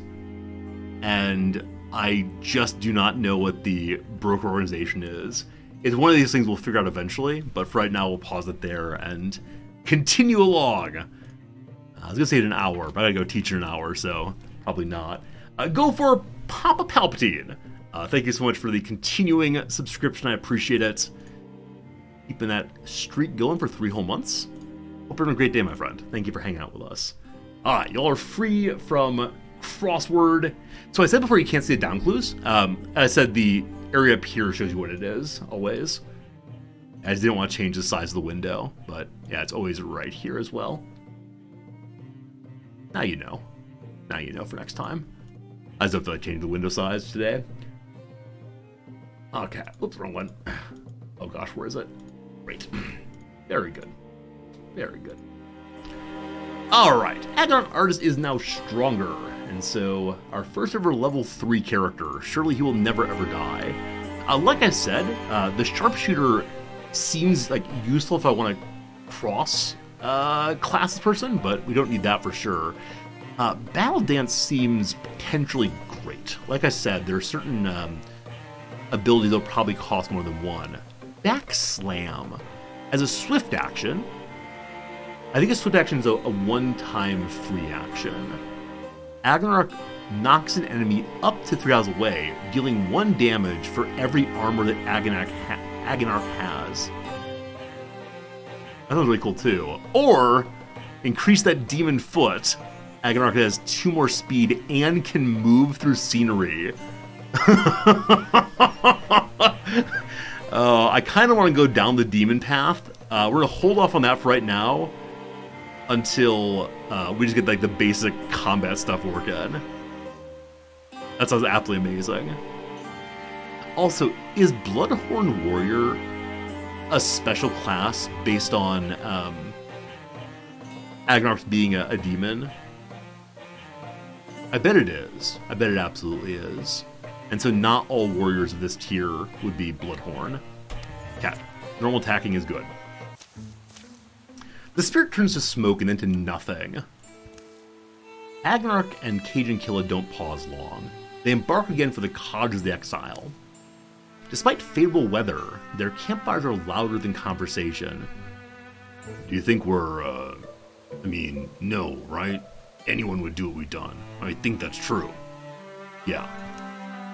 Familiar smells, the wild fennel and blackbell, tell them they've returned. The trees are birdless by day as they were by evening.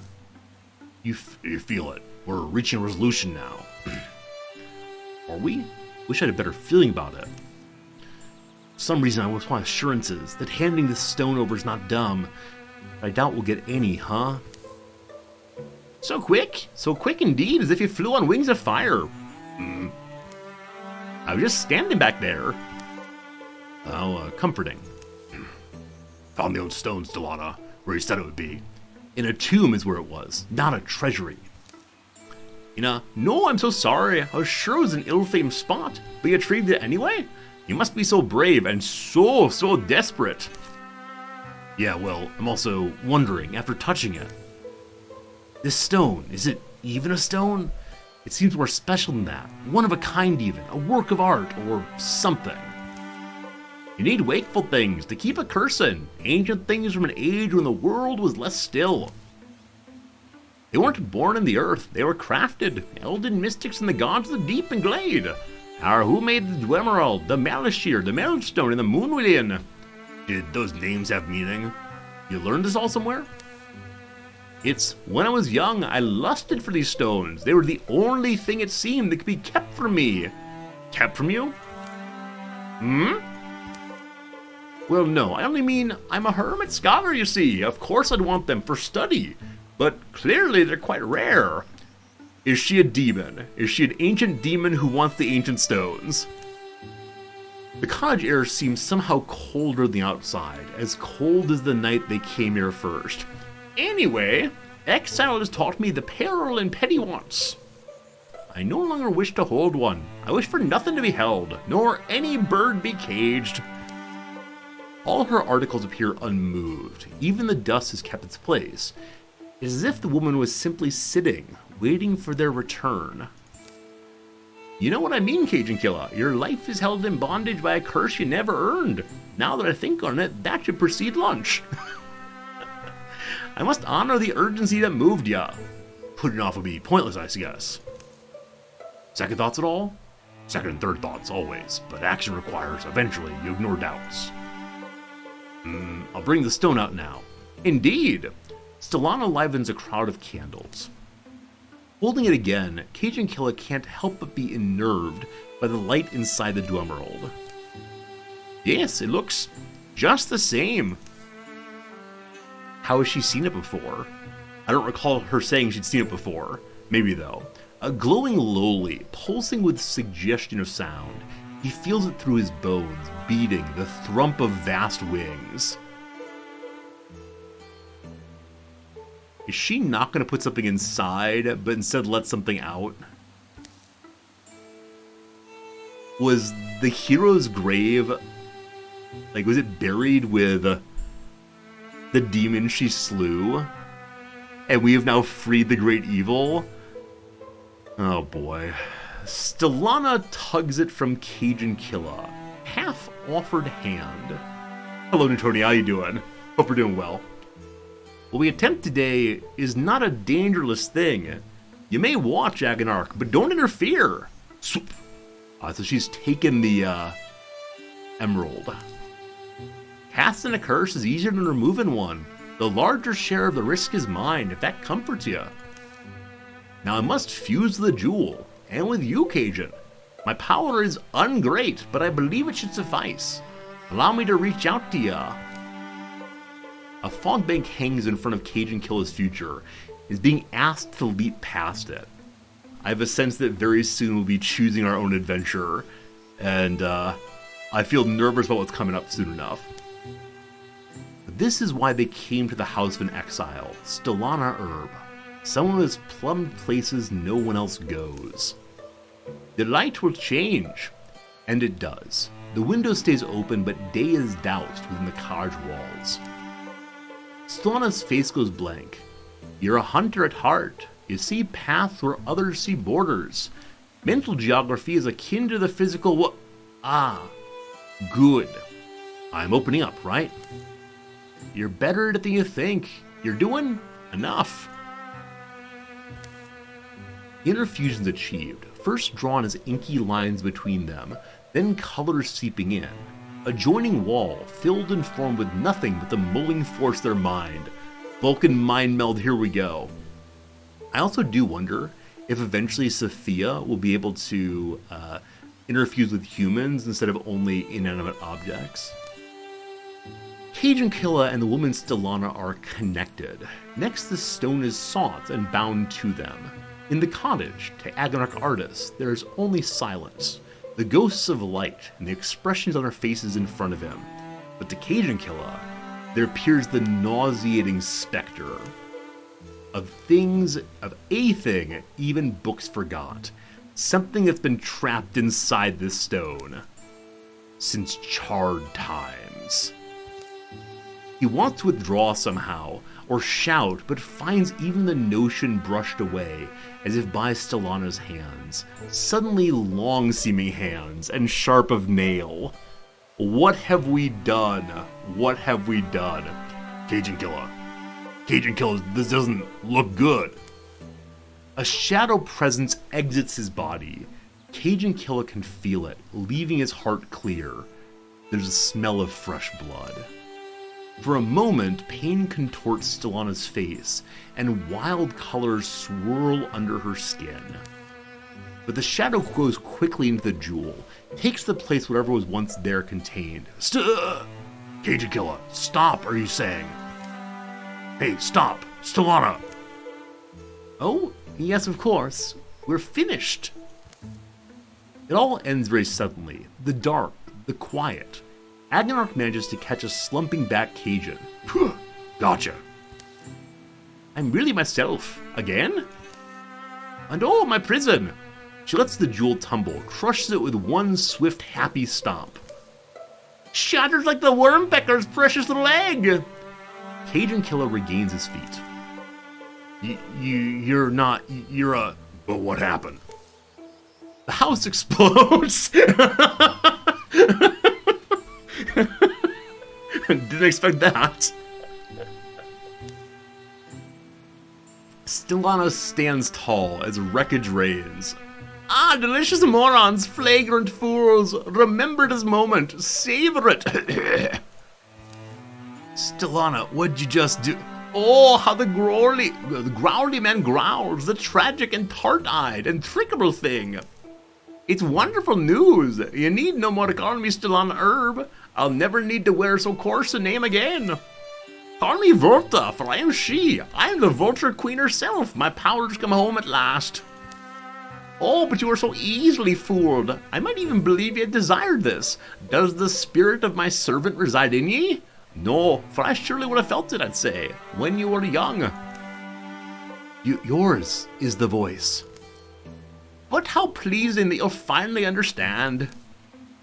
How many times on a night of no moon had Killa woken with a murmur in his ear, the whispering of an absent woman's lips. The whisper would rise and pitch as it went away, receding as if on wings.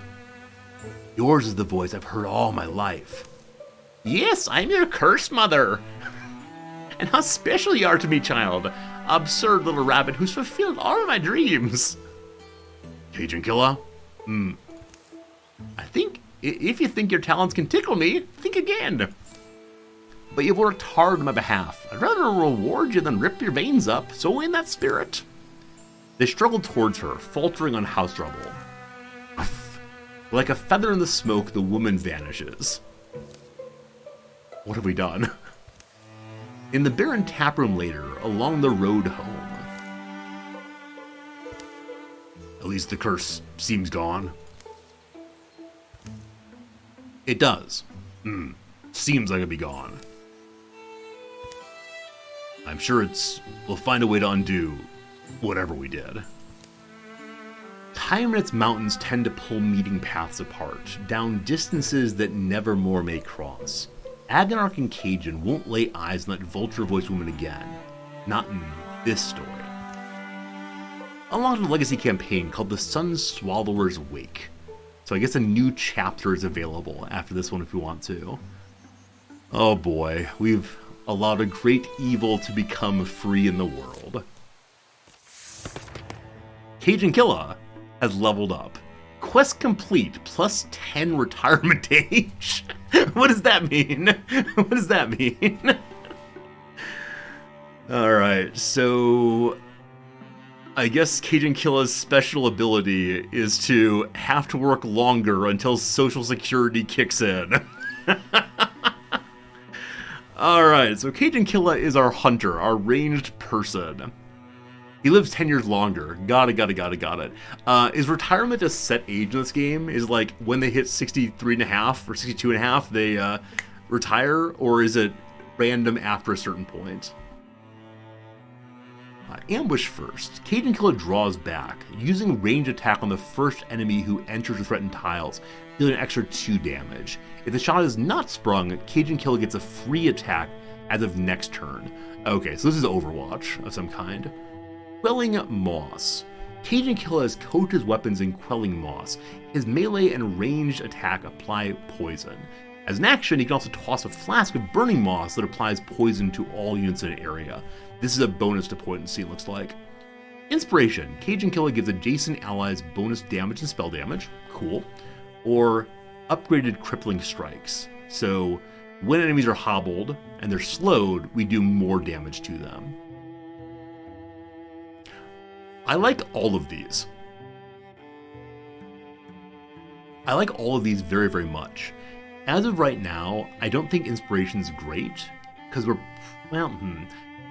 there are ways we can stand. We'd have Cajun Killa right behind Agonarch, and then Sophia off to the side, and so get 2 damage.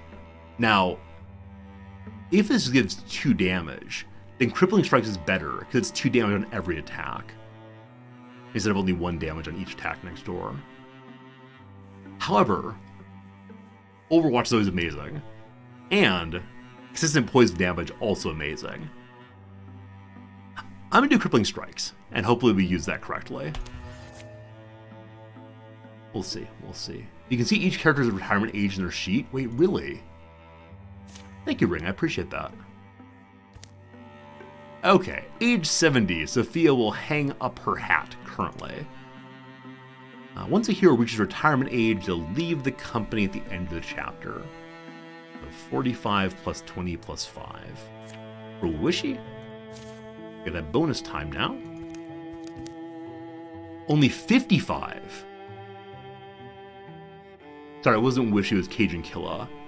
So Hunters don't stay around nearly as long as Mystics.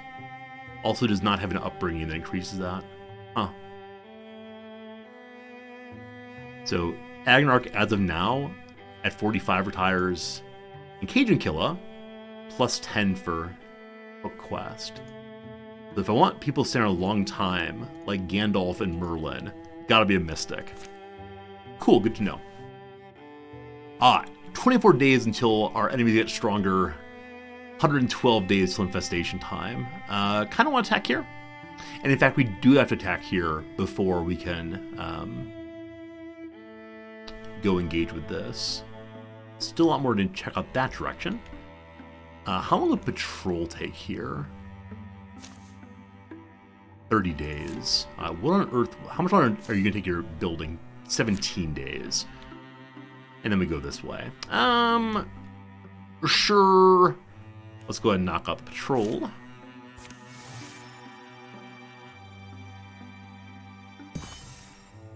Defense is made.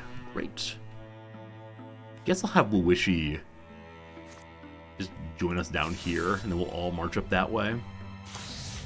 Calamities! The enemies have all improved their decks. Calls for more deepest, does more damage, adds a whole new card, or is stronger. I'm just going to stop doing the extra enemy joined in. That one feels particularly bad for me. There are ways to bring characters back into the story even after retirement age. Cool. We'll definitely see if we can do some of that.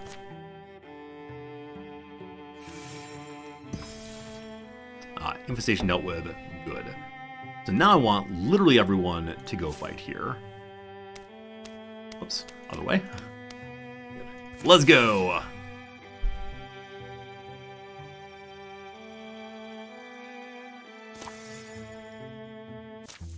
Alright. This is probably the last bit of today's stream, unfortunately, because I gotta get stuff ready for my last class of the semester. The exciting thing about today being last class of the semester is for the next few weeks, I've got one more set of grading to do. But other than that, I can stream long every day. That's gonna be a ton of fun. What would you do, Cajun Killa, if you found your heart racing at the thought of another? Someone you stood beside through danger, and then... I mean, if I really wanted to, wouldn't I just ask? I mean, isn't that the nature of desire? But, oh no, Agnar's going to find someone attractive. Shh, stop mumbling for a second. You hear that? Hushed voices and careful footfalls approach down the overgrown path. To Wishy's ears, even these muffled noises are perfectly loud. Come forward, strangers. If you're friendly, come forward slowly. Silence, perhaps a minute of it, is all the answer that emerges from a thick wall of brush. And then, yeah, Daigle. Today's the last day of classes, couple days off, and then finals. Grades are due in on the 28th or 26th, something like that, next week. But, yeah, we start earlier than a lot of other places here. And then... You adults, they're not fooled by this. We're prolonging the inevitable. Yes, mistress, shall I offer myself? Introduce us. We can hear you. Oh. Hello there. You look like experienced whatever you are. Bandits? Rogues? Not hunting for captives, I hope? Come on out of there. You're caught anyway. Well... Oh, move it, you fool. How are you so miserable at this? Sorry, mistress. Here, take my arm. A pair of travelers clamber free of the bracken, their clothing fine but a tad filthy. Hello, strangers, I'm Yonio, servant and apprentice to the prestigious and lovely woman who... Well, perhaps we shouldn't use your real name. That's Islandson. Oops, he knows your name. And why wouldn't he? Islandson the Dream Chanter, poet and peerless singer. Impossible to turn away an ear when she's plucking strings, spinning yarns, deploying her famous bowels. Well, you don't sound like a threat. Come sit by the fire. We're not in any kind of bad business. Oh, by the fire sounds grand. Agent Killa. Mistress. The small camp settles a little awkwardly. Instructions go round. Shortly thereafter, Agnar can't help himself. He bends Islandson's ear. May it sound stupid to you, but you really gave me courage to breathe life in my dreams. I know, but saying Queen of the Seas in Supdale, I wept. Your sighted tree of looms in full pageless, without rest. People still talk about it. Yes, I remember those days. I try not to miss them. Oh, mistress, you don't need to say it. I do, though, just that nothing lasts forever. Bad fever took my lofty registers from me, my volume. Performance is such a physical thing. Most forget that. I'm weak nowadays. I lean on him. My student, Yonio there. Mistress. I would love to show that gift to you again, but it's gone now. Only the memory remains. Why not try a small song, even if it's quiet, even if it's just a shadow of you? We'd like it. Alright, so we can have a 70% chance of success if we ask her to sing it, or we go to the apprentice. I feel good about 70% chance. Sing for me, oh piano woman. Sing for song tonight. Islandson the Dream Chanter pulls her instrument from its case. A hum collects in her throat, then ebbs, then rises again, spilling between pitches, and stops. Don't strain yourself, mistress. It's a good night, I think. I may have a few verses in me. First she moves her fingers with the strings of the mandolute, great rings of sounds, chords and twinning. twining? Twinning? Do, do, do, do, do, do. The melody hangs and wobbles and winds around the ear. It curls in the heart like an old dog returning. My father wrote this for me. It was my first song. Next, she begins to sing. I sit inside the wind, the moon looks down on me. I'll save you the song. The places I've been, I'll linger distantly. I'm here for you whenever you need me. I'm here to see that someday you don't. You'll find me in a tree, if a tree is there to find. Stand taller on your knees, a tree will treat you kind. Though I'm here for you when you don't want me, I'm here for you in case someday you do. Aww. Her voice is sheer as gauze. It yields to the slight sigh of a breeze, but it persists, trembling strong. It's beautiful. Suddenly, an unpleasant skrick closes her mouth. She swallows, appears to be fighting a cough. Unshed tears are star-bright in the firelight. Are you? Mistress! But she shakes her head. Her fingers repair the halted tune. Now I live in smoke. The clouds and cliffs my bed. The weird and rippling water bounds around your head. Night comes along like a stray with a song, asks me to travel on. But I'll wait until you're sleeping. Aww. Aww. That was my father's lullaby. Honestly, your voice. My life, I know, has been blessed. The night before the fight at Lightkin's Threshery passes quickly. And she's gone. Why did this come up, I wonder? Oh! Is this saying that the Bogmore has been removed? From the song there? I'm actually not quite sure what's happening here, but this came this way. So yeah, maybe it removed a card from the deck. She's gone! She's gone! We heard her song and she's gone. We begin with Courage, so 2 more damage or potency for 3 whole turns. 3 enemies of a kind I've not seen before. 2 Dweavers and a Thrusk. Clamoring and clattering, it cries out in doubled voice. Are we sure we want to be here? What's this? What's that fire spirit? It seemed like it was friendly, whatever it was. Okay. We'll go stand by the door. And then Sophia can light the spot on fire.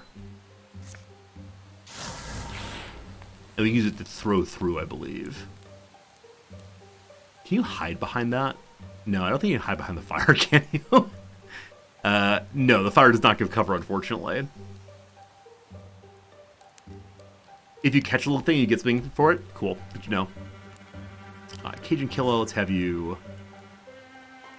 I want you to jump behind him. So if you walk one this direction, and then jump to here. And Wishy, if you jump to step 1 and then jump to there. Good. Oh, and better for me to give him defense clap clap. Alright, guarding up. Wait. Next turn begins now. Hey, Abba, how's it going? Alright, so defeat all foes and catch the spirit. 3 turns to do on that. I prefer to keep our people alive, but we'll see what happens. The door is open. And we wasted a turn doing very, very little, unfortunately. In we go.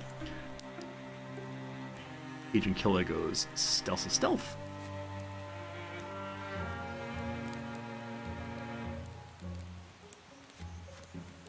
It'd be hard for us to interact with all this at once. Gotta open a door though. So who still has pips of turn? No one has action points at all, other than Agonarch, I'm afraid. And so Agonarch Beloved shields up. Out there to catch a spirit, unfortunately.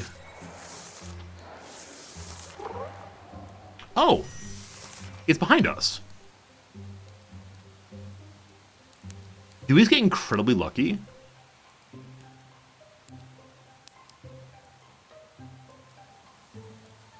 How do I catch this? Like, I thought it was running this way, but it's right there now. Okay, can Sophia interfuse with it? No. Do we have to attack it, maybe? Move someone next to it. I have 2 people next to it right now.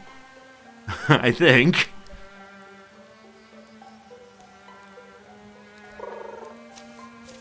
Okay, cool. Fire Spirit, be still. We're not gonna hurt you. So we can either get a Tier 1 Fire Wand, amazing, or Legacy Point. Fire Wand it is. Bum bum bum bum. The Star Switch. Damage of 2, range of 1.1. A well-made wand, imbued with chaotic flaring spirit of fire.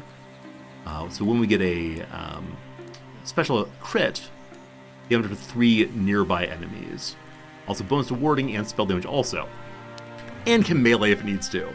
So the spoon has been destroyed. It is time to be a proper fire mage. Friends, I need help with a name for a fire weapon, or a fire wand. What would be a good word for that? I'm sorry, the spoon is dead. Long live the spoon. The flaming spoon. El Fuego. The fire stirrer. You know what? Let's try to keep the idea of the spoon in mind forever and always. The scorching stirrer. Perfect. Is that how we spell stirrer? I think it is. Yeah, double R looks right there. Perfection. Sorry, Fire Spirit. Great. So now we just need to fight a fight. I don't know which way to go. I guess let's go the way it's already open. So, open ye the drawbridge. Hello, friends. What do y'all do? Okay. So they can do a attack at 2 range. Does that mean they're able to attack over Agnar's head, possibly? Possibly. Okay, so Guardian up. And then Cajun can see from this spot.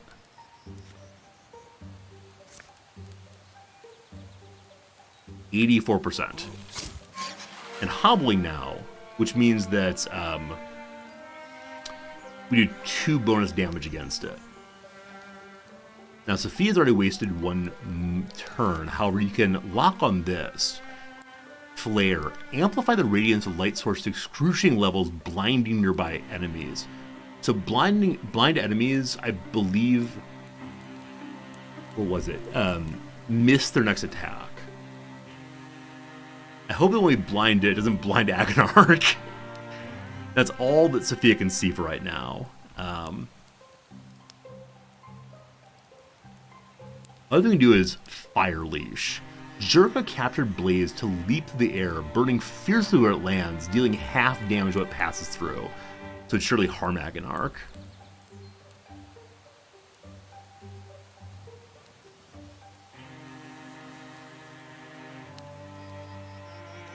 Okay, anything to ignite in there? No. I guess the move is grab this and see what's going to be blinded nearby. Flare. Oh, I pushed the flare button and it happened instead of telling me what would happen. Perfect. Okay. If we walk to here, we can't still step through. Oh, you can still step through over an enemy, or over an ally. If we do that, though, the turn is over right there. And I still don't know what happens if the stealth person blocks the only way through. So, go to my bow. Awesome. Bonus stunt damage. Everyone just lost courage. So the bonus damage lost. Nonetheless, Agnarch just did a guardian attack as it came by. Killed one very quickly. Very cool. I'd like to get these characters out of the way so that Sophia can fire attack that guy. So Agnarch, you're going to hop to behind. Might not even need to blaze.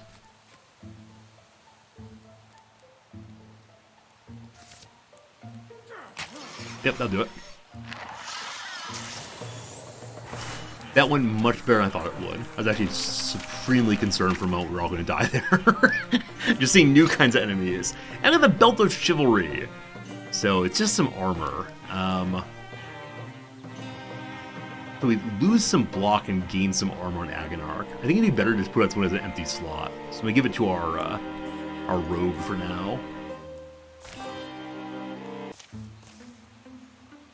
We came up losing very little. Some rips, scuffs, and notches, but mostly clean. That's a worthy day's work. You know me. Triumph to me is too fleeting. I can't enjoy it. The fighting, the trails and turns, the accidents. You know, any of us could go at any time. The good days heighten that feeling. They got a certain number of good days, and you've used one up. It's a little heartbreaking that. We'll find more good days. Alright, after that fight, the Thrixel have gotten a Seeker. Because it flies, I worry it can go over our characters, or at least over scenery.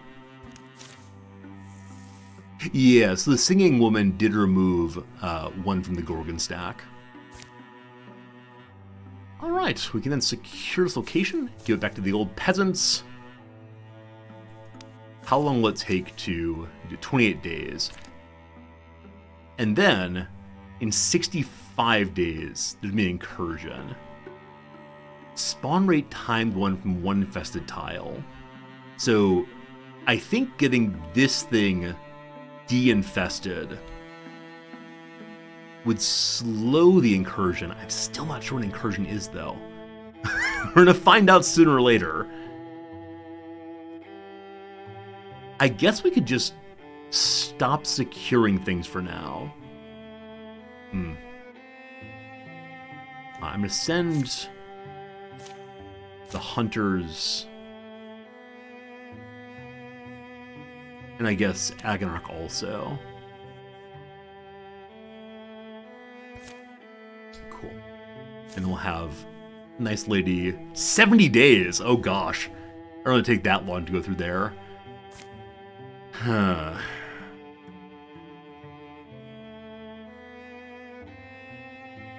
Okay, I'm not going to secure this. I think I'm going to go look for the enemy instead and try to get rid of the infested tile, and that might slow it down some. So, add in everybody. Cool. Let's go.